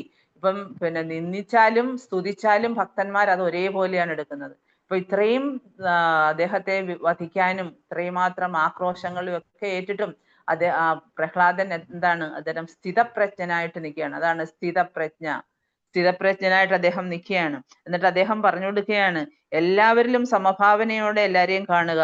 അപ്പം നമ്മുടെ മനസ്സെന്ന് പറയും നമുക്ക് കൺട്രോൾ ചെയ്യാൻ പറ്റില്ല. ചഞ്ചലം ഹി മനാകൃഷ്ണ പ്രമാദി ബലഭദ്രണം, അല്ലേ? അതായത് അതേപോലെ തന്നെ നമ്മുടെ മനസ്സ് നമ്മളെ മിസ്ഗൈഡ് ചെയ്യും. എന്തെങ്കിലും ചെയ്യണം, നമ്മൾ ഈശ്വരകർമ്മങ്ങൾ അനുഷ്ഠിക്കാനായിട്ട് ചെയ്യണമെന്ന് ആഗ്രഹിച്ചാലും ഭക്തന്മാരിലും ഉണ്ടാകും അത്. മനസ്സ് കിടന്ന് നമ്മളെ പിന്നോട്ട് വലിക്കും. അതിപ്പോ ചെയ്യണ്ട, മംഗളാർത്തിക്ക് എഴുന്നേക്കണ്ട, പോകണ്ട, വെളുപ്പിനെ നാമം ജപിക്കണ്ട, ഇങ്ങനെയൊക്കെ മനസ്സ് ചിലപ്പം നമ്മളെ പ്രേരിപ്പിക്കും. അപ്പൊ ആ മനസ്സിനെ പോലും നിയന്ത്രിക്കുന്നത് ആരാണ്? അപ്പം അത് ആക്ച്വലി മനസ്സ് നമ്മുടെ ശത്രുവാണ്. മനസ്സാണ് നമ്മുടെ ശത്രു. അപ്പൊ എപ്പോഴും നമ്മൾ മനസ്സിനെ എന്തുകൊണ്ട് നിയന്ത്രിക്കണം? ബുദ്ധി കൊണ്ട് നിയന്ത്രിക്കണം. അതാണ് വ്യവസായാത്മിക ബുദ്ധി എന്ന് ഭഗവത്ഗീതയിൽ ഭഗവാൻ പറയുന്നത്. വ്യവസായാത്മിക ബുദ്ധി ഏകേക കുരുന്നത്, ഏകം, ഒരേ ബിന്ദുവിൽ ശ്രദ്ധ കേന്ദ്രീകരിക്കണം. അതാണ് ഭഗവാൻ, ഈശ്വരൻ, നമ്മുടെ എല്ലാവരുടെയും നിയന്താവായിട്ടുള്ള ഭഗവാൻ. അപ്പൊ ആ ഭഗവാൻ ഈ ലോകത്ത് പിന്നെ നമ്മള് ആ ഭഗവാന്റെ സർവ്വവ്യാപിത്വം മനസ്സിലാക്കി കഴിഞ്ഞാൽ നമുക്കൊരു ശത്രുക്കളും ഉണ്ടാകില്ല. അതാണ് യുധിഷ്ഠിര മഹാരാജാവിനെ അജാത ശത്രു എന്ന് വിശേഷിപ്പിക്കുന്നത്. അപ്പം ഭഗവാന്റെ ശക്തി, അപ്പം നമ്മൾ എല്ലാവരെയും ആ ഇക്വാളിറ്റി, തുല്യതയിലൂടെ കാണുമ്പോൾ ആ ഒരു തലത്തിൽ നമ്മൾ കാണുമ്പോഴാ നമുക്ക് ഭഗവാനെ പൂർണ്ണമായും ആരാധിക്കാൻ കഴിയും. അപ്പൊ അങ്ങനെയാണ് നമ്മള് ഭക്തന്മാരെയും ഭഗവാനെയും ഈ ലോകത്തെ അതിജീവിക്കുന്നത്, ദ്വന്ദ്ങ്ങളെ അതിജീവിക്കുന്നത് അങ്ങനെയാണ്. അപ്പം നമ്മൾ വിചാരിക്കും സാധാരണ ആൾക്കാർ എന്താ വളരെ പ്രൗഡാണ്, വിശേഷിച്ച് അസുരന്മാരൊക്കെ എന്ന് വെച്ചാൽ ആസുരിക മനോഭാവം ഉള്ളവർ. അന്നൊക്കെ ഒന്നോ രണ്ടോ അസുരന്മാരൊക്കെ, ഇന്ന് കലിയുഗത്തിൽ എന്ന് വെച്ചാൽ നമ്മൾ എല്ലാവരും അസുരന്മാരാണ്. ആസുരിക സ്വഭാവം നമ്മളിൽ എല്ലാവരിലും കുടികൊള്ളുന്നുണ്ട്. അപ്പൊ അതിനുവേണ്ടി നമ്മൾ ശ്രദ്ധയോടെ നാമം ജപിക്കുകയും ഭക്തിയുത സേവനവും ഒക്കെ ചെയ്യുമ്പോഴാണ് നമ്മുടെ ആസുരിക സ്വഭാവങ്ങളെല്ലാം മാറിയിട്ട് നമ്മുടെ ഹൃദയത്തിൽ ഈശ്വരനെ കുറിച്ചുള്ള പ്രതിഷ്ഠ ഉണ്ടാകുന്നത് അങ്ങനെയാണ്. അപ്പം ഞാൻ ഇപ്പൊ ആൾക്കാർ പറയുന്നുണ്ട്, ഞാൻ എല്ലാ ഡയറക്ഷനിലുള്ള ആൾക്കാരെ എല്ലാം ഞാൻ കീഴടക്കി, അങ്ങനെയുള്ള അത്ര പ്രൗഡാണ് ആൾക്കാർക്ക്. അപ്പോ നമ്മള് വിക്ടോറിയസ് അപ്പൊ ഹിരണ്യകശിപു ഇതെല്ലാം കേട്ട് കഴിയുമ്പം അദ്ദേഹം പറയുന്നത് എന്താണ്? നീ റാസ്കലാണ്, നീ വിഡ്ഢിയാണ്. അപ്പൊ നീ എന്റെ മൂല്യം കുറയ്ക്കാനാണ് നീ ശ്രമിക്കുന്നത്. അപ്പൊ നീ വിചാരിക്കുന്ന എന്താ?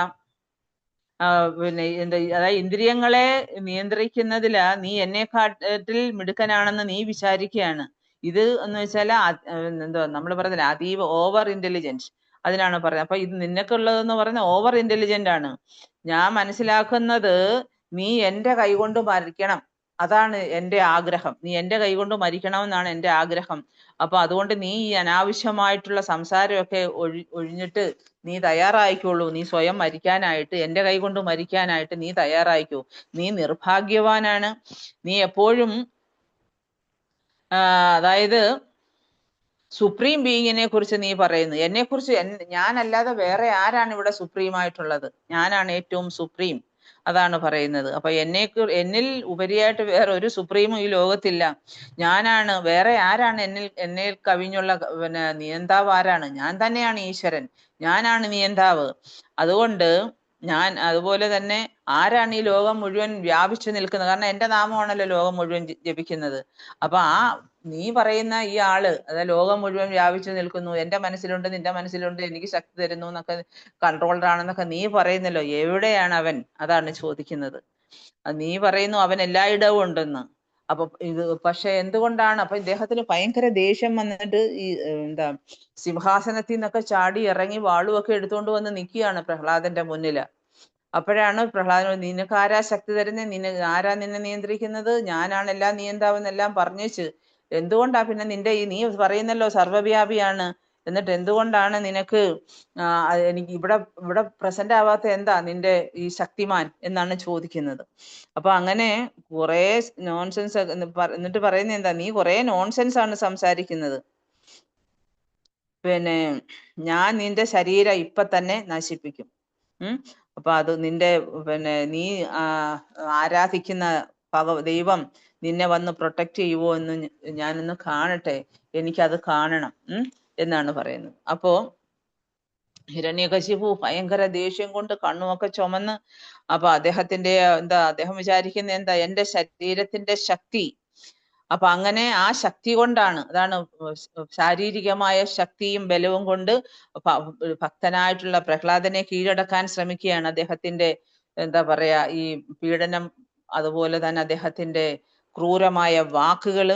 എന്നിട്ട് ഈ കുഞ്ഞിനെ അദ്ദേഹം ശപിക്കുകയാണ്, വീണ്ടും വീണ്ടും ശപിച്ചിട്ട് വാളൂരിയെടുത്തു കൊല്ലാനായിട്ട്. അങ്ങനെ ആ സമയത്ത് വാളൂരിക്കൊണ്ടുവന്ന് അദ്ദേഹം കുഞ്ഞിനെ കൊല്ലാനായിട്ട്, പ്രഹ്ലാദനെ വധിക്കാനായിട്ട് ഇറങ്ങുകയും ആ പില്ലറിൽ നിന്ന്, അപ്പൊ ഒരു പില്ലർ ഇങ്ങനെ ഉണ്ട്, അതിന്റെ മുന്നിൽ നിന്നുകൊണ്ടായി സംസാരിക്കുന്നതൊക്കെ. എന്തുകൊണ്ടാണ് ഈ പില്ലറിനകത്ത് വരാത്തതെന്ന് ചോദിക്കുന്നുണ്ട്. അപ്പൊ ഭയങ്കരമായിട്ടൊരു സൗണ്ട് കേട്ട് പില്ലറിനകത്തൂടെ, ഫിയർഫുൾ ആയിട്ടുള്ള ഒരു സൗണ്ട് കേട്ടു. അപ്പൊ അത് ഈ യൂണിവേഴ്സ്, അതായത് പ്രപഞ്ചം മുഴുവൻ പ്രതിഫലിക്കുന്ന തരത്തിലുള്ള ആ ഒരു വലിയ, അതായത് പ്രപഞ്ചത്തെ മുഴുവൻ കവർ ചെയ്യുന്ന തരത്തിലുള്ള ഒരു ഭയങ്കര സൗണ്ട് കേട്ട്. അപ്പം പറയുന്നത് എന്താണെന്ന് വെച്ച് കഴിഞ്ഞാല്, ബ്രഹ്മാവ് ഉൾപ്പെടെയുള്ള എല്ലാ ഭക്തന്മാരുടെ എല്ലാ പിന്നെ എന്താണ് പിന്നെ സ്വർഗലോകത്തും ബ്രഹ്മലോകത്തും എല്ലാ ലോകങ്ങളും 3 ലോകങ്ങളും നടുങ്ങുന്ന തരത്തിലുള്ള ഭയങ്കര എന്താ പറയാ സൗണ്ടാണ് കേട്ടത്. അത്ര ഘോരമായ ശബ്ദം. അപ്പൊ ഇവരെല്ലാം ബ്രഹ്മാവും മറ്റു ദേവഗണങ്ങളെല്ലാം ഇത് കേട്ടു. അവര് ചിന്തിക്കുകയാണ്, യോ എന്തുകൊണ്ടാണ് ഇപ്പൊ ഈ നമ്മുടെ ഈ പ്ലാനറ്റ് എല്ലാം, നമ്മുടെ ഗ്രഹം ഇതെല്ലാം സ്വർഗലോകവും ബ്രഹ്മലോകവും എല്ലാം നശിക്കാൻ പോവുകയാണോ? എന്തു പറ്റി? എന്താണ് ഇത്രയും വലിയ സൗണ്ട് എന്നാണ് അവർ ഓർക്കുന്നത്. അപ്പം ഹിരണ്യകശിപു ഇതുപോലെ അസാധാരണമായ ഈ ശക്തിയൊക്കെ കാണിച്ചിട്ട് അദ്ദേഹത്തിന്റെ മകനെ കൊല്ലാനായിട്ടെല്ലാം തയ്യാറായിട്ട് നിൽക്കുകയാണ്. അപ്പൊ ഇതെല്ലാം അപ്പോഴാണ് ഇത്രയും വലിയ സൗണ്ട് വരുന്നത് ഈ പില്ലറിനകത്ത്. അപ്പം ഇതുപോലെ ഒരു സൗണ്ട് ഇന്ന് വരെ അവരാരും കേട്ടിട്ടില്ല. അപ്പൊ ഇതെല്ലാം ഈ വലിയ സൗണ്ട് കേട്ട് കഴിഞ്ഞപ്പോഴത്തേക്ക് അസുരന്മാരെല്ലാം ഭയന്ന് വിറച്ചു. അപ്പൊ അതിനുശേഷം ഇവര് ഓർക്കുകയാണ്. അപ്പം ആർക്കും തന്നെ ഇത് മനസ്സിലാക്കാനോ ഇതിന്റെ സോഴ്സ്, ഈ സൗണ്ട് വന്ന് എവിടെ നിന്നാണെന്നൊന്നും അവർക്ക് പെട്ടെന്ന് അങ്ങോട്ട് കിട്ടിയില്ല. ഇപ്പം പിന്നെ ശ്രീമദ് ഭാഗവതത്തില് 7ാമത്തെ സ്കന്ധത്തിലാണ് പ്രഹ്ലാദ ചരിതം കൊടുത്തിരിക്കുന്നത്. അപ്പൊ അതിനകത്ത് 8ാമത്തെ അധ്യായത്തില് 17ാമത്തെ ഒരു ശ്ലോകമുണ്ട്. സത്യം വിധാതും നിജഭൃത്യഭാഷിതം വ്യാപ്തിം ച ഭൂതേഷു അഖിലേഷു ചാത്മനഃ അദൃശ്യതാധ്യായ അദ്ഭുതരൂപം ഉദ്വനഹം സ്തംഭേ ശോഭയാംന മൃഗം ന മാനുഷം. അതായത് സർവന്റ്, അതായത് ഭഗവാന്റെ ഭൃത്യനായിട്ടുള്ള പ്രഹ്ലാദന്റെ വാക്കുകളെ, അദ്ദേഹം പറഞ്ഞ വാക്കുകളെ സത്യമാക്കാൻ വേണ്ടി, തെളിയിക്കാൻ വേണ്ടി, അതായത് അത് മനസ്സിലാക്കി കൊടുക്കാൻ വേണ്ടി ഭഗവാൻ, പരമദിവ്യോത്തമ പുരുഷനായിട്ടുള്ള ഭഗവാൻ, സർവവ്യാപിയായിട്ടുള്ള ഭഗവാൻ, അദ്ദേഹം ഈ അസംബ്ലി ഹാളിലെ പില്ലറിനകത്ത് വന്നു. അദ്ദേഹത്തിന് എവിടെയും ഇരിക്കാം. തൂണിലും തുരുമ്പിലും ദൈവം ഇരിക്കുന്നു എന്ന് പറയുന്നത് പോലെ ഭഗവാൻ അസംബ്ലി ഹാളിലെ പില്ലറിനകത്ത് വന്നു. അപ്പൊ ഹരി എന്ന് വെച്ചാൽ എന്താണ്? എല്ലാം സംഹരിക്കുന്നവൻ, ഹരിക്കുന്നവൻ. അദ്ദേഹത്തിന്റെ അതിശയോക്തിപരമായിട്ടുള്ള തന്റെ ആ രൂപം ഇന്ന് ലോകം ആരും കണ്ടിട്ടില്ല. പക്ഷെ വേറൊരു കാര്യമുണ്ട്, ദൈത്യന്മാര് പ്രഹ്ലാദൻ അവരുടെ ആ ഒരു ഫാമിലിയിൽ ജനിച്ചത് കൊണ്ടാണ്. അവര് പിന്നെ മരിക്കുവോ എന്തോ ആയിക്കോട്ടെ, പക്ഷെ അവർക്ക് ആ രൂപം കാണാനുള്ള ഭാഗ്യം ഉണ്ടായി. അവര് മനസ്സിലാക്കിയില്ലെങ്കിൽ പോലും ഭഗവത് രൂപം അവരുടെ മുന്നിൽ പ്രത്യക്ഷനായി. അതായത് സത്യം വിധാതും നിജഭൃത്യഭാഷിതം, തന്റെ ഭക്തന്റെ വാക്കുകളെ സാധൂകരിക്കാനായിട്ട്, അത് സത്യമാക്കാൻ വേണ്ടി ഭഗവാൻ സ്വയം, ഭഗവാൻ നേരത്തെ വന്ന് പില്ലറിലൊന്നും ഒളിച്ചിരുന്നല്ല. ഭഗവാൻ ആ നിമിഷം എൻ്റെ ഭക്തന്റെ വാക്കുകൾ ഒരിക്കലും അത് ഇതായി പോകാൻ പാടില്ല, പാഴായി പോകാൻ പാടില്ല, സത്യമായിരിക്കണം. എൻ്റെ ഭക്തന്റെ വാക്കുകൾ എപ്പോഴും സത്യമായിരിക്കണം, അത് പാഴാക്കരുത്. അപ്പൊ അത് വെച്ചാണ് ഭഗവാൻ ആ പില്ലറിനകത്ത്, അസംബ്ലി ഹാളിലെ പില്ലറിനകത്ത് ഭഗവാൻ പ്രത്യക്ഷനായി. അപ്പൊ ഇന്ന് വരെ ആരും കണ്ടിട്ടില്ലാത്ത രൂപം, മനുഷ്യനുമല്ല മൃഗവുമല്ല. ഇതാണ് ന മൃഗം ന മാനുഷം. അപ്പൊ അദ്ദേഹം പകുതി മനുഷ്യനാണ്, പക്ഷെ പകുതി സിംഹരൂപമാണ്, അല്ലെ, നരസിംഹം.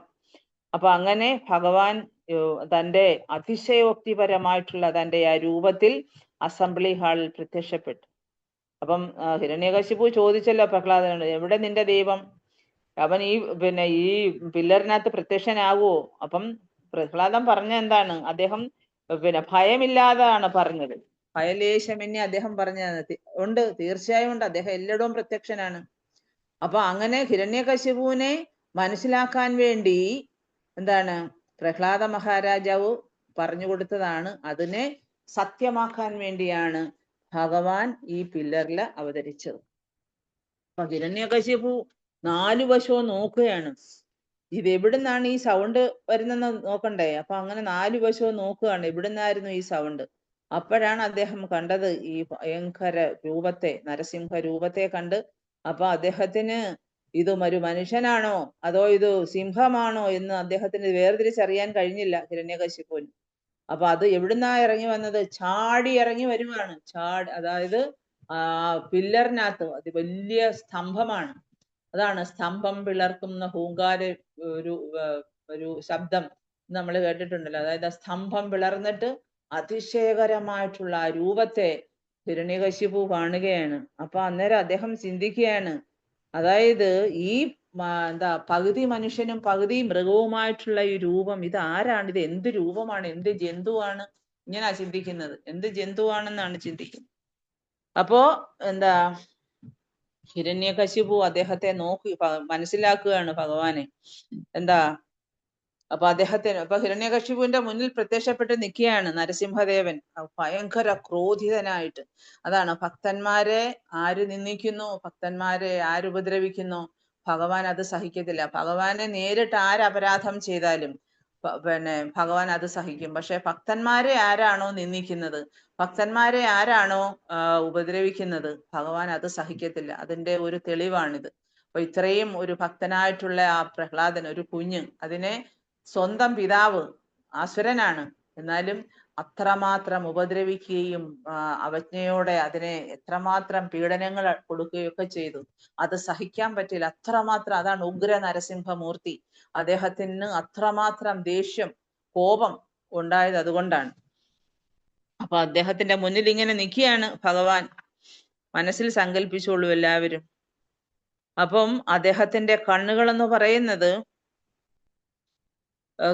ഭയങ്കരമായിട്ടുള്ള കോപം കൊണ്ട് ഇങ്ങനെ കണ്ണുകളൊക്കെ ചുവന്ന് എന്താ ജ്വലിക്കുകയാണ്.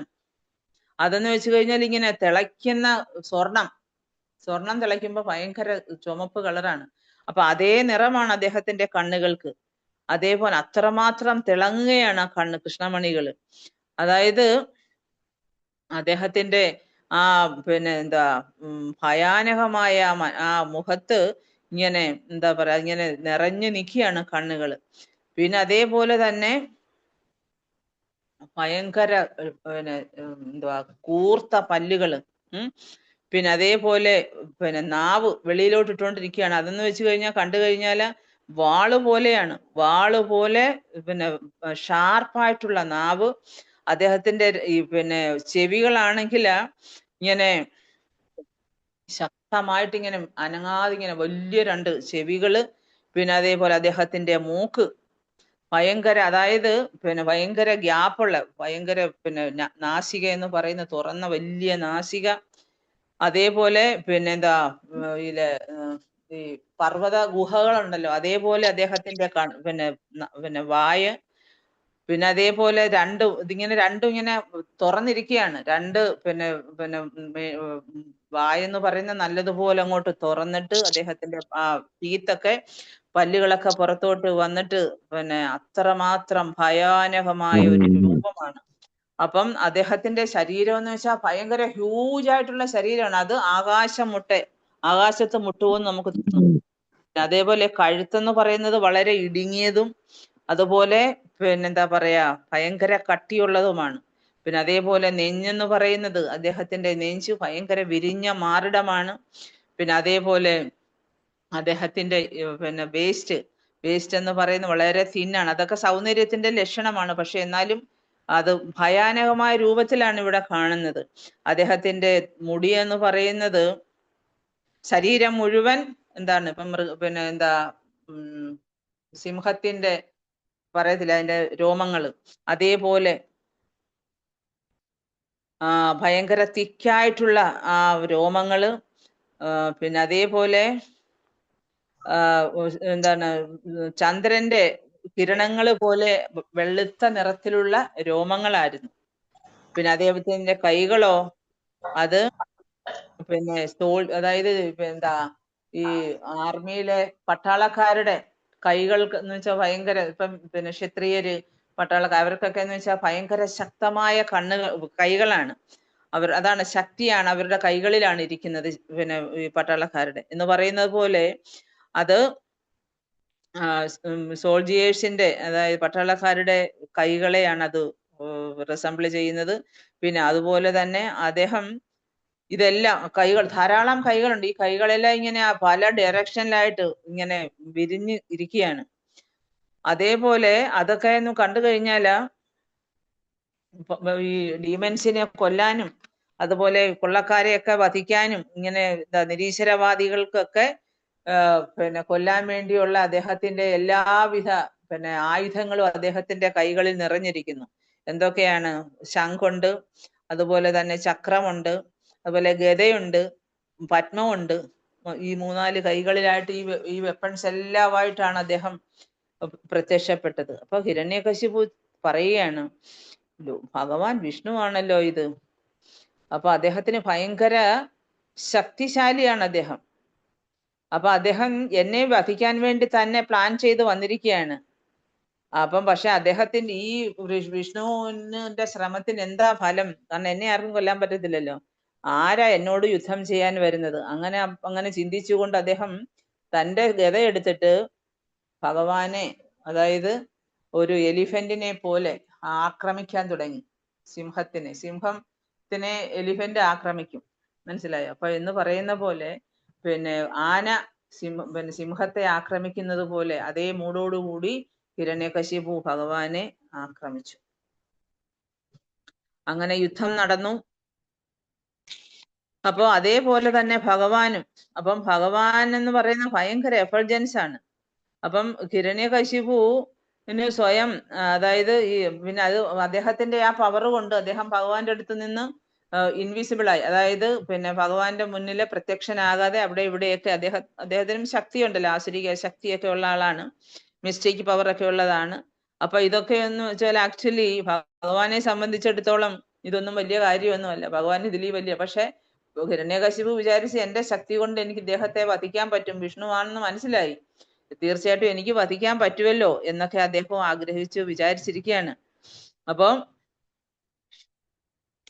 ആദ്യം എന്താ പറയാ, ഭഗവാനെ സംബന്ധിച്ച് ഭഗവാൻ എന്നിട്ട് പെട്ടെന്ന് ഇപ്പം ഹിരണ്യകശിപു അപ്രത്യക്ഷനായി കഴിഞ്ഞപ്പം ഭഗവാനും അവിടുന്ന് അപ്രത്യക്ഷനായിട്ട് ഭഗവാൻ എന്താ പറയാ, പല ദിക്കുകളിലായിട്ട് ഭഗവാന്റെ സർവവ്യാപിത്വം ഭഗവാൻ രേഖപ്പെടുത്തി. അപ്പോ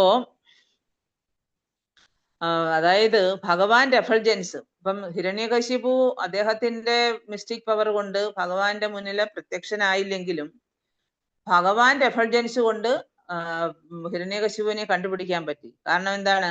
ഭഗവാൻ സൂര്യസമനാണ്, അല്ലേ? കൃഷ്ണ സൂര്യസമ മായ ഹയ അന്ധകാര. മായയുടെ പ്രതീകമാണ് ആര്? ഹിരണ്യകശിപു. അപ്പം ഭഗവാന്റെ സൂര്യൻ എന്ന് പറയുന്ന, സൂര്യൻ ഉദിച്ചു കഴിഞ്ഞാൽ പിന്നെ മായയ്ക്ക് പ്രാധാന്യമില്ല. അപ്പം ഭഗവാൻ വന്ന് അപ്പിയർ ചെയ്ത് കഴിഞ്ഞപ്പോ പിന്നെ ഈ പറഞ്ഞിട്ടുള്ള മായയുടെ പ്രതിനിധിയായിട്ടുള്ള ആസുരിക സ്വഭാവിയായിട്ടുള്ള ഹിരണ്യകശിപു എത്രമാത്രം ശക്തിമാനായാലും അദ്ദേഹത്തിന് എന്ത് പ്രസക്തിയാണ്? അപ്പം സൂര്യന്റെ മുന്നിൽ ഇരുട്ടിന് പ്രാധാന്യമില്ലാത്തതുപോലെ ഇരുട്ട് പാടെ നീക്കം ചെയ്തു കഴിയും സൂര്യൻ ഉദിച്ചു കഴിഞ്ഞാൽ. അതേപോലെ ഭഗവാൻ നമ്മുടെ ഹൃദയത്തിൽ പ്രത്യക്ഷനായി കഴിഞ്ഞാൽ നമ്മുടെ ഹൃദയത്തിലെ അന്ധകാരം മൊത്തം മാറിപ്പോവും. അങ്ങനെയാണ് നമ്മൾ ഭഗവാനെ മനസ്സിലാക്കുന്നത്. എന്ന് പറയുന്നത് ഭഗവാൻ എന്ന് പറയുന്നത് സൂര്യൻ പ്രകാശം പോലെയാണ്. അതുപോലെ അജ്ഞത എന്ന് പറയുന്നത് ഇരുട്ടാണ്. അപ്പൊ ഭഗവാൻ എവിടെയുണ്ടോ അവിടെ അജ്ഞതയ്ക്ക് പ്രസക്തിയില്ല, അഥവാ ഡാർക്ക്നെസ്സിന്, ഇരുട്ടിന് പ്രസക്തിയില്ല. അപ്പോ അങ്ങനെ ഹിരണ്യകശിപു അതിനുശേഷം വളരെ ദേഷ്യം വന്നിട്ട് നരസിംഹദേവനെ പല വിധത്തില് തന്റെ ഗദ കൊണ്ട് പ്രഹരിക്കാൻ തുടങ്ങി. അങ്ങനെ നരസിംഹദേവന് അവസാനം അദ്ദേഹത്തെ പിടിച്ചു. അദ്ദേഹത്തിന്റെ ഗദയോടുകൂടി ഭഗവാൻ ഹിരണ്യകശിപുവിനെ പിടിച്ചു. എങ്ങനെയാണ് ഗരുഡൻ ഒരു വലിയ സർപ്പത്തെ പിടികൂടുന്നത്? അതേ ലാഘവത്തോടുകൂടി. അതാണ് ഭഗവാന്റെ ശക്തി. ഹിരണ്യകശിപു എത്ര ശക്തിമാനായാലും ശരി. അപ്പോ ഹിരണ്യകശിപു നരസിംഹദേവന് ഹിരണ്യകശിപുവിന് ഒരു ചാൻസ് കൊടുത്തു. എങ്ങനെ? ഭഗവാന്റെ കയ്യിൽ നിന്ന് വഴുതി പോകാനായിട്ട്. ഹിരണ്യാക്ഷനെ കൊന്ന സമയത്ത് ഇതുപോലായിരുന്നു, കുറെ യുദ്ധം ചെയ്തു. ദേവന്മാരൊക്കെ പേടിച്ചു പോയി, ബ്രഹ്മദേവനും ഒക്കെ പേടിച്ചു പോയി. ഈ വരാഹമൂർത്തിയെ ഈ ഹിരണ്യാക്ഷൻ വധിക്കുവോ എന്ന് വരെ അവര് ഭയന്നു. ഭഗവാന്റെ ദേഹത്തൊക്കെ ഇങ്ങനെ എന്തോ ഗദ കൊണ്ട് അടിച്ചപ്പോ ഭഗവാന്റെ ദേഹത്തുനിന്ന് രക്തം വരാൻ തുടങ്ങി. ആക്ച്വലി ഭഗവാൻ ഇവരുമായിട്ട് കളിക്കുകയാണ്, മനസ്സിലായോ? നമ്മൾ പുറമേ നിന്ന് നോക്കുമ്പോൾ ഇത്രയും ആ ഒരു ദേഷ്യവും കാര്യങ്ങളും ഒക്കെ ഉണ്ടെങ്കിലും ഭഗവാൻ ഇതും ഭക്തനാണ്. ഹിരണ്യകശിപു ആരാണ്? ഭക്തനാണ്. അപ്പൊ കഴിഞ്ഞ ദിവസം ഒരു ചോദ്യം ഉണ്ടായി യുധിഷ്ഠിര മഹാരാജാവിന്റെ. എന്തുകൊണ്ടാണ് ഭഗവാൻ പാർഷ്യാലിറ്റി കാണിക്കുന്നത്? ഭക്തന്മാരെ രക്ഷിക്കുന്നതും പിന്നെ അസുരന്മാരെ വധിക്കുന്നതും ചെയ്തുകൊണ്ടാണ്. എല്ലാവരുടെയും സൃഷ്ടിയുടെ സോഴ്സ് ഭഗവാനാണല്ലോ. അപ്പൊ അങ്ങനെ ഒരു ചോദ്യം വന്നു. പക്ഷെ ഭഗവാൻ പരോക്ഷമായിട്ട് അസുരന്മാരെ രക്ഷിക്കുകയാണ് ചെയ്യുന്നത്, അല്ലേ? അവർക്ക് മുക്തി കൊടുക്കും ഭഗവാൻ. അവരെ എന്താ പറയാ, ഹിരണ്യകശിപുവിന്, ഇപ്പം ഹിരണ്യകശിപു ആയാലും ഹിരണ്യാക്ഷനായാലും, ഇപ്പം രാവണനായാലും കുംഭകർണനായാലും ശിശുപാലനായാലും ദണ്ഡവക്രനായാലും ഇവരുടെ 3 അവതാരങ്ങളാണ്. 3 അവതാരങ്ങളാണ്. ജയവിജയന്മാരുടെ 3 അവതാരങ്ങളാണ്. നിങ്ങൾക്ക് അറിയാവുന്നതാണത്. ഓരോ യുഗത്തിലും സത്യയുഗത്തിലാണ് ഇത് നടക്കുന്നത്. അതായത് ഹിരണ്യാക്ഷനും ഹിരണ്യകശിപുവും ദ്വാപരയുഗത്തില, ത്രേതായുഗത്തില ആരാണ്? ശ്രീരാമനും കുംഭകർണനും. പിന്നെ ദ്വാപരയുഗത്തിലാണ് ആരാ? ശിശുപാലനും ദണ്ഡാവക്രനും. കലിയുഗത്തിലും വന്നു. ഭഗവാൻ ചൈതന്യ മഹാപ്രഭു വന്നപ്പം അവർ രണ്ടുപേരും ജഗായി മഥായി ആയിട്ട് കലിയുഗത്തിലും വന്നു. അവര് മനസ്സിലായോ? ചൈതന്യ, അതാണ് മഹാപ്രഭു. ഭഗവാൻ എവിടെ അവതരിക്കുന്നു ഇവരും വരണം. എന്നാലേ അത് ലോകത്തിന് കൊടുക്കാൻ വേണ്ടിയാണ്, ലോക നന്മയ്ക്ക് വേണ്ടിയാണ്. അപ്പൊ ജഗായി മഥായി വന്നു. അതും നിങ്ങൾക്ക് അറിയായിരിക്കുമല്ലോ കഥ. അപ്പൊ അവരെ ഉദ്ധരിച്ചു. അവിടെ പിന്നെ കൊല്ലുവല്ല ചെയ്തത്. മറ്റേത് 3 യുഗങ്ങളിലും ഭഗവാൻ അസുരന്മാരെ വധിച്ചു. പക്ഷേ കലിയുഗത്തിലെ മഹാപ്രഭു അവരെ അനുഗ്രഹിച്ചു. അതാണ് വ്യത്യാസം. ഇപ്പൊ ചൈതന്യ മഹാപ്രഭുവിന്റെ അവതാരത്തില് പിന്നെ വധമില്ല. മനസ്സിലായോ? ഭക്തന്മാരെ ആയാലും, അതായത് ഇവര് കൊടും എന്താ പറയാ, പിന്നെ ആസുരിക സ്വഭാവമുള്ളവരാണ്, ബ്രാഹ്മണരാണ് ജഗായി മഥായി. എന്നിട്ടും അവരെ അനുഗ്രഹിച്ച് കൃപ ചൊരിഞ്ഞിട്ട് അവരെ ഭക്തി കൊടുക്കുകയാണ് ചെയ്ത ഭഗവാൻ. അപ്പൊ അതാണ് ഭഗവാന്റെ മഹിമ എന്ന് പറഞ്ഞാൽ നമുക്ക് ആർക്കും മനസ്സിലാകത്തില്ല. നമ്മൾ അത്രയും ഭക്തിയോടുകൂടി ഭഗവാന്റെ ആ പൊസിഷൻ മനസ്സിലാക്കാനായിട്ട് ശ്രമിക്കണം. അപ്പോ ഈ ഗരുഡന്റെ കയ്യിൽ നിന്ന് ചില സമയത്തൊക്കെ പിന്നെ പാമ്പ് സർപ്പത്തെ പിടിച്ചു കഴിയുമ്പോൾ അത് ചിലപ്പം വഴുതി പോവും. അതേപോലെ ഭഗവാൻ ഒരു അവസരം, നമ്മൾ നേരത്തെ പറഞ്ഞു ഗരുഡൻ ഒരു പാമ്പിനെ പിടിക്കുന്ന ലാഘവത്തോടു കൂടി ഹിരണ്യകശിപുവിനെ പിടിച്ചെന്നു. അപ്പൊ അതേപോലെ ഗരുഡന്റെ കയ്യിൽ നിന്ന് തെന്നി മാറിപ്പോവും. അപ്പൊ അന്നേരവും അതേപോലെ എന്താ പറയാ, ഹിരണ്യകശിപുവിന് അവസരം കൊടുത്തു ഭഗവാൻ തന്റെ കയ്യിൽ നിന്ന് വഴുതി മാറാനായിട്ട്. അതും ഭഗവാന്റെ ലീലയാണ്. അപ്പൊ ഇതൊക്കെ കണ്ടു കഴിഞ്ഞപ്പോഴത്തേക്ക് അദ്ദേഹം എന്താ പറയാ, എല്ലാ ദേവീദേവന്മാരും അവരെല്ലാം മനസ്സിലാക്കി ഇങ്ങനെ എന്താ പറയാ, കാരണം ഈ പിന്നെ അസുരന്റെ ഭയം എന്ന് പറയുന്നത്, അതായത് ദേവന്മാര് ഭഗവാൻ ഈ അവതരിച്ചു കഴിഞ്ഞപ്പോഴാ അവിടെ സൂര്യനും പോലും മറഞ്ഞെന്ന് പറയുന്നുണ്ട്. മനസ്സിലായോ? അദ്ദേഹം ഇങ്ങനെ ആകാശമുട്ടയുള്ള രൂപമാണ്. അപ്പൊ സൂര്യൻ പോലും മറഞ്ഞു കുറച്ചു നേരത്തേക്ക്. അപ്പോഴത്തേക്ക് ഇവരും ദേവീദേവന്മാരും ഒക്കെ വിചാരിച്ചു എന്ത് പറ്റിയതാണ്. അപ്പൊ അവരാരും ഇതിനെക്കുറിച്ച് ആദ്യം അറിഞ്ഞില്ല. പിന്നീടാണ് അതായത് പിന്നെ ഇവര് മനസ്സിലാക്കുന്നത് ഭഗവാൻ ഇങ്ങനെ അവതരിച്ച കാര്യമൊക്കെ. അപ്പൊ പിന്നീടാണ് ബ്രഹ്മദേവനും ശിവനും ഒക്കെ വരുന്നുണ്ട്.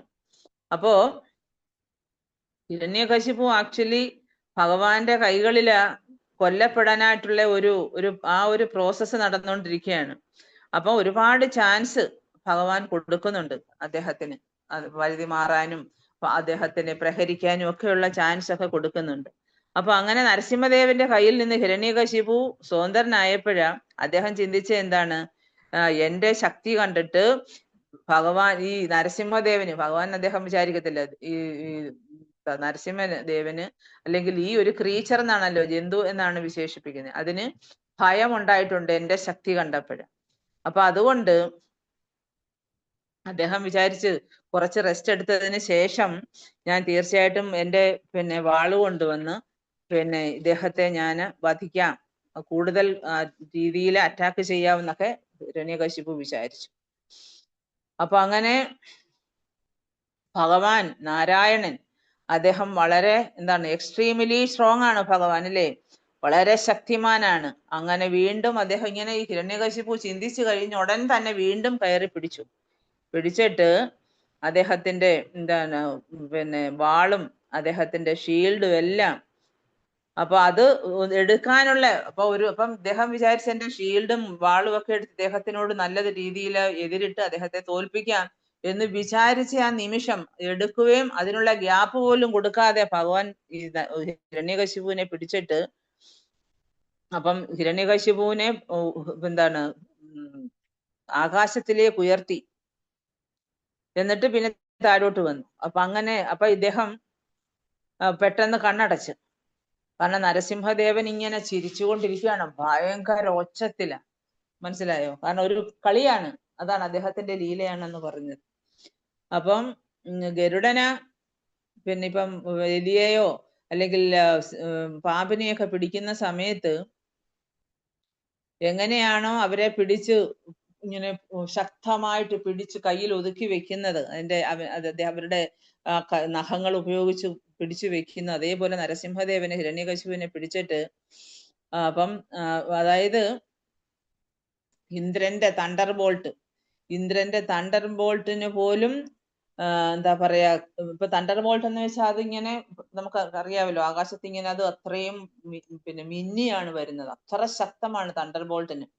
അപ്പൊ ആ അതായത് ഇടിമിന്നല്, അപ്പൊ ആ ഇടിമിന്നലിനെ പോലും വെല്ലുന്ന തരത്തിലുള്ള ആ ശക്തിയോടുകൂടി ഭഗവാൻ ഹിരണ്യകശിപുവിനെ പിടിച്ചിട്ട് ഹിരണ്യകശിപുവിന്റെ പിന്നെ ആ അംഗങ്ങളെല്ലാം അദ്ദേഹത്തിന്റെ കയ്യിൽ ഒതുക്കി.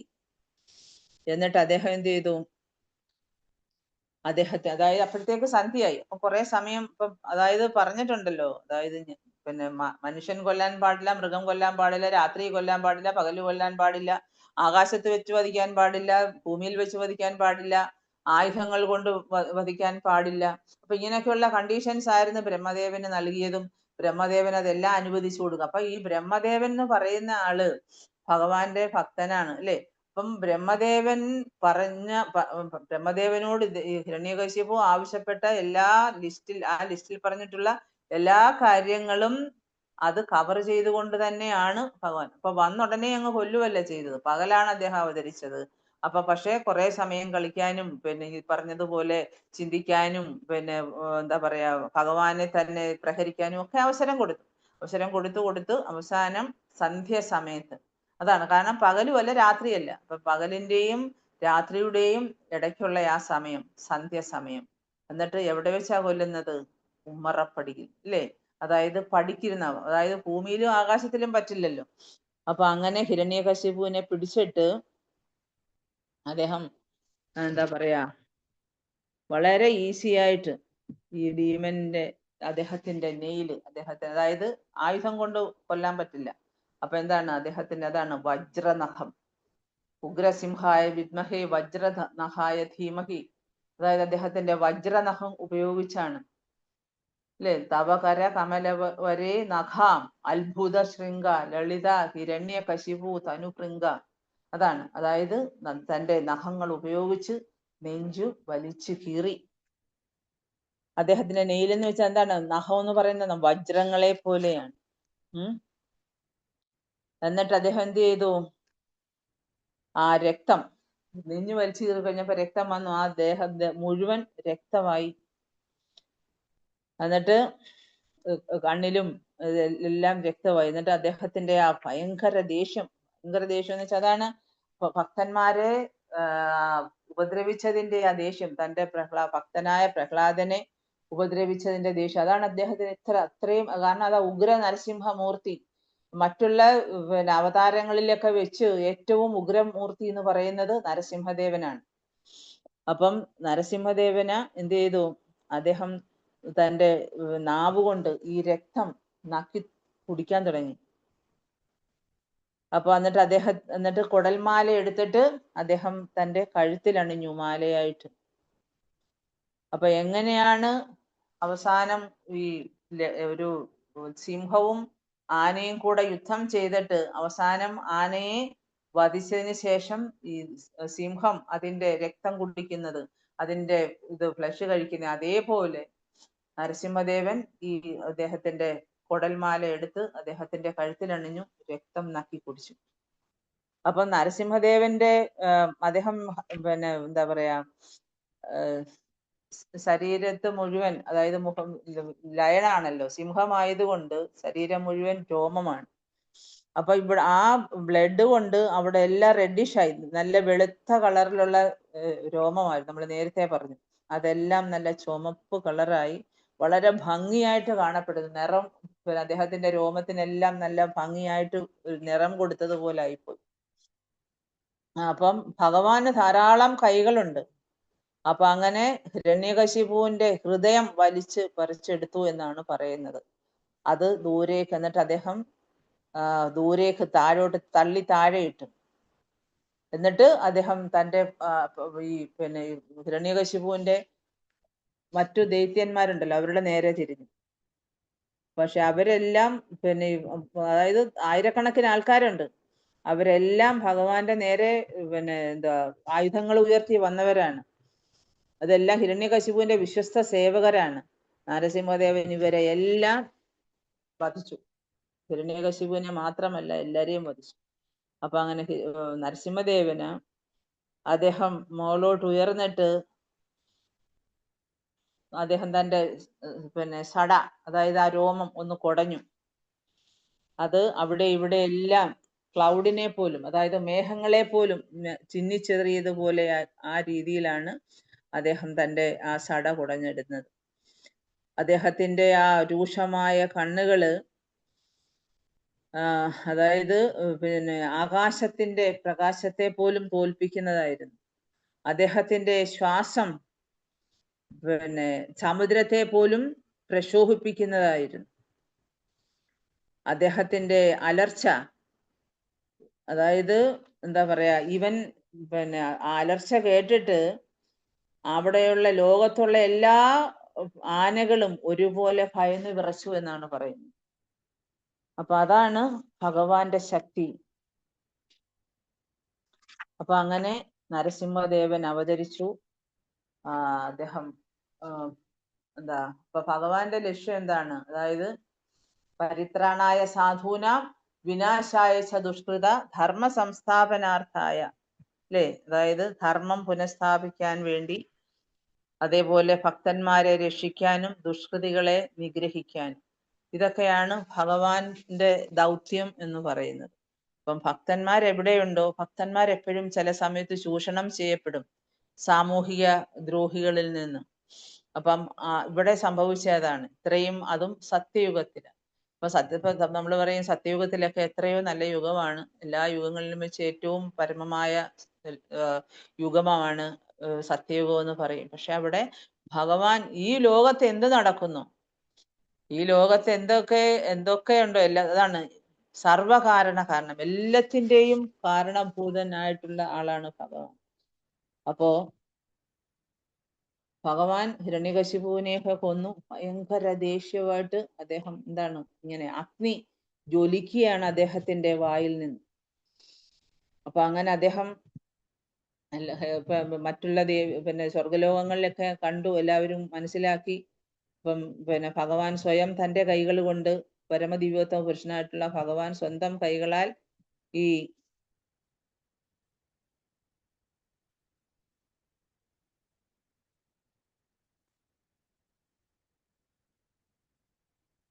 ഹരേ കൃഷ്ണ, അപ്പം സ്വന്തം കൈകളാൽ ഈ ഭീമനെ കൊന്നത് മനസ്സിലാക്കിയിട്ട് എല്ലാ ദേവഗണങ്ങൾക്കും പുഷ്പവൃഷ്ടി ചൊരിഞ്ഞു. എല്ലാവർക്കും ഭയങ്കര സന്തോഷമായി. കാരണം ഇത്രയും കാലമായിട്ട് ഇവര് ഭയന്നിരുന്നതാണ് ഹിരണ്യകശിപുവിനെ. അങ്ങനെ ഓരോരുത്തരായിട്ട് വന്നു ഭഗവാൻ. അപ്പൊ ഇവൻ ദേവഗണങ്ങളുടെ പത്നിമാര് പോലും വന്നിട്ട് ഭഗവാന് പുഷ്പവൃഷ്ടി നടത്തി. അപ്പൊ അതിനുശേഷം എല്ലാവരും എയർപ്ലെയിൻസിൽ വരാൻ തുടങ്ങി. ദേവഗണങ്ങളെല്ലാം വന്നു നാരായണനെ കാണാനായിട്ട്. എല്ലാവരും, അതായത് പിന്നെ ആകാശത്തിൽ അണിനിരന്നു എല്ലാവരും. പിന്നെ അതിനുശേഷം യുധിഷ്ഠിര മഹാരാജാവാണ് ആക്ച്വലി ഈ കഥ പറഞ്ഞു കൊടുക്കുന്നത്. യുധിഷ്ഠിര മഹാരാജാവ് പറയുകയാണ്, ബ്രഹ്മദേവൻ ആദ്യം ഭഗവാനെ അപ്രോച്ച് ചെയ്യാനായിട്ട് വന്നു, ഇന്ദ്രന്, പിന്നെ അതുപോലെ ഭഗവാൻ ശിവന്. അപ്പൊ അങ്ങനെ പിന്നെ അതുപോലെ ഋഷീശ്വരന്മാര്, പിതൃലോകം, സിദ്ധലോകം, വിദ്യാധര ലോകം, ഇവിടെയൊക്കെയുള്ള ആൾക്കാര്, പ്ലാനറ്റിലുള്ള ആൾക്കാര്, അതേപോലെ തന്നെ പിന്നെ സർപ്പങ്ങളുടെ ലോകത്തുനിന്നും എല്ലാവരും വന്നു ഈ ഒരു ഭഗവാനെ അനുമോദിക്കാനായിട്ട്. അതേപോലെ പിന്നെ മാലാഖമാര്, പിന്നെ ചാരണ, യക്ഷസ്, പിന്നെ അതേപോലെ വിദ്യാധര, ഗന്ധർവന്മാര്, നരലോകത്തിൽ നിന്നുള്ള ആൾക്കാര്, പിന്നെ അതേപോലെ കിന്നരന്മാര്, അങ്ങനെ ഒരുപാട് ആൾക്കാര് ഭഗവാനെ കാണാനായിട്ട് വന്നു. പിന്നെ അവസാനം ബ്രഹ്മദേവൻ പ്രേ ചെയ്യാൻ തുടങ്ങി ഭഗവാനോട്. കാരണം ഭഗവാന് ദേഷ്യം തീർന്നില്ല. ഹിരണ്യകശിപുവിനെ വധിച്ചതിന് ശേഷവും അദ്ദേഹത്തിന്റെ ദേഷ്യമൊന്നും തീരാതെ അപ്പം ബ്രഹ്മദേവൻ പ്രാർത്ഥിക്കുകയാണ് ഭഗവാനോട്. ഭഗവാൻ എന്ന് പറയുന്ന ആരാണ്? അൺലിമിറ്റഡ് ആണ് അല്ലേ? അതായത് ഭഗവാൻ അനന്തമാണ്. അപ്പം അതായത് അനന്തമായിട്ടുള്ള ശക്തികളുടെ, അചിന്ത്യമായ ശക്തികളുടെ ഉറവിടമാണ് ഭഗവാൻ. സമയായ പ്രഭു? ടൈം കഴിഞ്ഞു മാതാജി. ഒന്നുകൂടെ ചരിച്ചു വെക്കാമോ ആ ഫോൺ? ഒന്നുകൂടെ തിരിച്ചു. Okay, thank you Mataji. സമയമായി. തീർന്നു.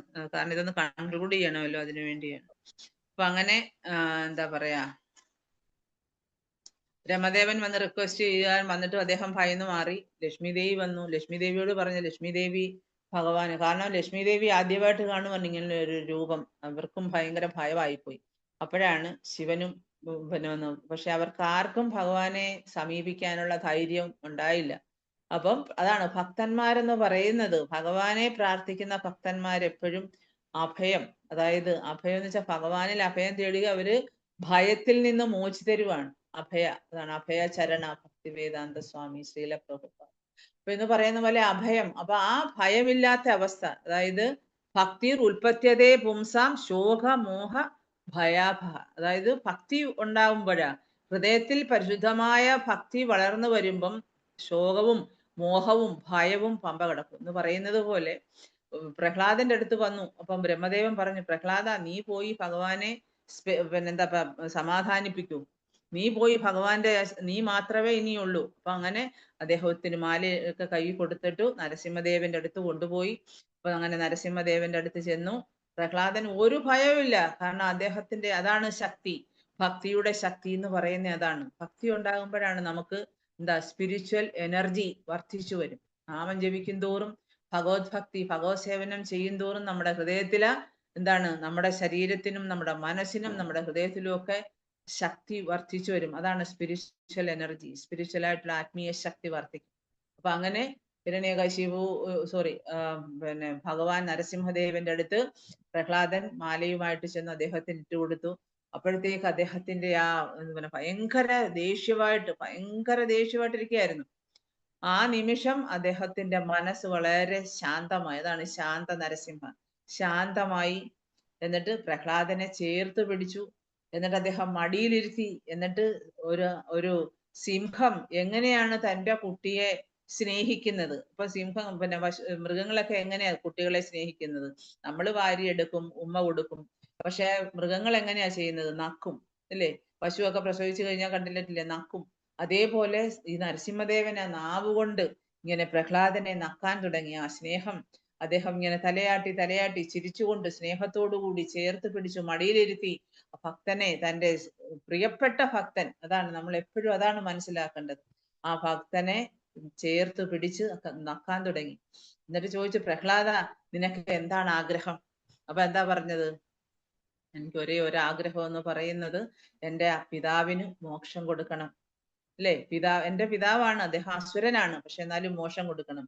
അപ്പൊ ഭഗവാൻ പറയുന്നത് എന്താണ്? അവന് മോക്ഷം കൊടുത്തു. അവൻ മോക്ഷം തീർച്ചയായിട്ടും കിട്ടും. കാരണം എത്ര അസുരനായാലും ഭഗവാൻ അറിയാലോ, ഭഗവാന്റെ ഭക്തനാണല്ലോ അദ്ദേഹം. അപ്പൊ അങ്ങനെ മോക്ഷം കൊടുത്തു. എന്നിട്ട് അദ്ദേഹത്തെ അന്ന് തന്നെ സിംഹാസനത്തിലിരുത്തി. ഭഗവാൻ പിന്നീട് സിംഹാസനത്തിൽ ഇരിക്കുകയാണ്. എന്നിട്ട് ഭഗവാൻ അവിടെ നിന്ന് എഴുന്നേറ്റിട്ട് പിന്നെ പ്രഹ്ലാദനെ എന്താ സിംഹാസനത്തിലോട്ട് ഇരുത്തി. എന്നിട്ട് മാലയൊക്കെ അണിയിച്ചു, അദ്ദേഹത്തിന് അഭിഷേകമൊക്കെ ചെയ്തു, രാജാവാക്കി. അപ്പൊ ഇതാണ് നരസിംഹാവതാരം എന്ന് പറയുന്നത്. അദ്ദേഹം ആ ഒരു ഭക്തന് വേണ്ടി അവതരിച്ചു. ഉടൻ തന്നെ പിന്നെ ലക്ഷ്മി ദേവി വന്നു. പിന്നീട് ലക്ഷ്മി ദേവി, അതാണ് ലക്ഷ്മി നരസിംഹൻ. അങ്ങനെ ലക്ഷ്മി ദേവിയെ ചേർത്ത് വെച്ചു. അങ്ങനെ പ്രഹ്ലാദനെ അനുഗ്രഹിച്ചു, ഭക്തന്മാരെ അനുഗ്രഹിച്ചു. അപ്പം നമ്മൾ മനസ്സിലാക്കേണ്ടത്, ഭഗവാന്റെ അവതാരം എന്ന് പറയുന്നത്, ഭഗവാൻ അവതരിക്കുന്നത് ഓരോ ദൗത്യത്തിന് വേണ്ടിയാണ്.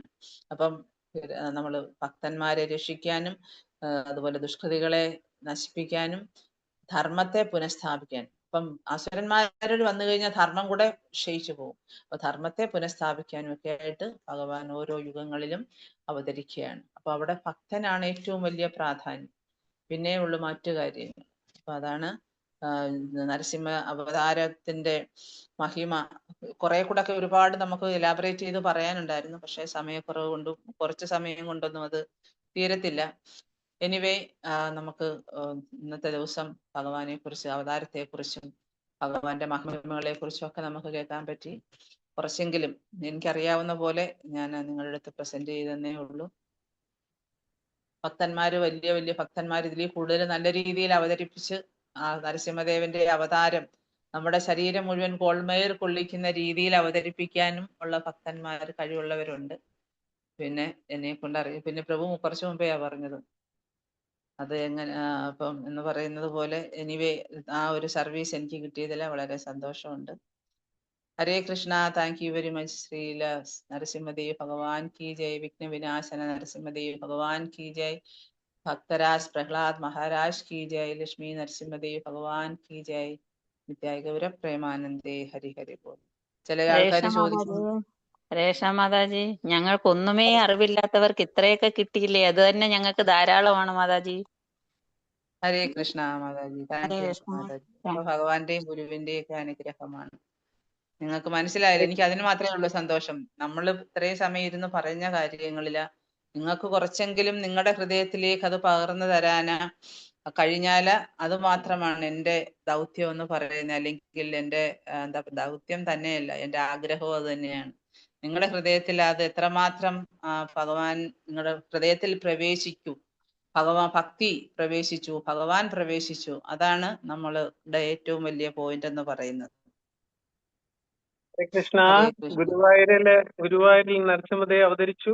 പെട്ടെന്ന് തന്നെ നമുക്ക് മാതാജിയെ പെട്ടെന്ന് കുറച്ച് നേരത്തെയാണ് വിളിച്ച് കിട്ടി. ഭഗവാന്റെ കൃപ, നമ്മുടെ ഗ്രൂപ്പിന്റെ കൃപ. സോ മാതാജിക്ക്, മാതാജിയുടെ കുടുംബത്തിന് വേണ്ടി നമ്മളൊരു നരസിംഹ മന്ത്രത്തോടൊപ്പം ഹരേ കൃഷ്ണ മന്ത്രം പറഞ്ഞ് നമുക്ക് വൈൻഡപ്പ് ചെയ്യാം. ഉഗ്രം വീരം മഹാവിഷ്ണും ജ്വലന്തം സർവതോ മുഖം നരസിംഹം വീക്ഷണം ഭദ്രം നരസിംഹദേവ് പ്രഹ്ലാദേശ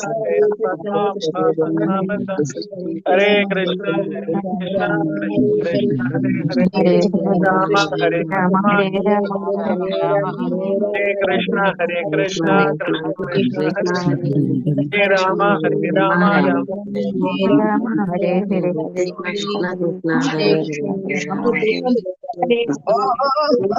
വൈശാൽപതരൂപേക്ഷ കൃപാ സിന്ധുപേവ പതിദാനാം ഭാവനേഭ്യോ വൈഷ്ണവേഭ്യോ നമോ നമഃ. हरे कोटि वैष्णव वृंद की हरिनाम संकीर्तन यज्ञ के हरे कृष्णा महामंत्र के श्रील प्रभुपाद के जय। श्री अनंत पद्मनाभ स्वामी की जय। नरसिंहदेव लक्ष्मी नरसिंहदेव भगवान की जय। हरे कृष्णा माता जी, धन्यवाद। हरे कृष्ण।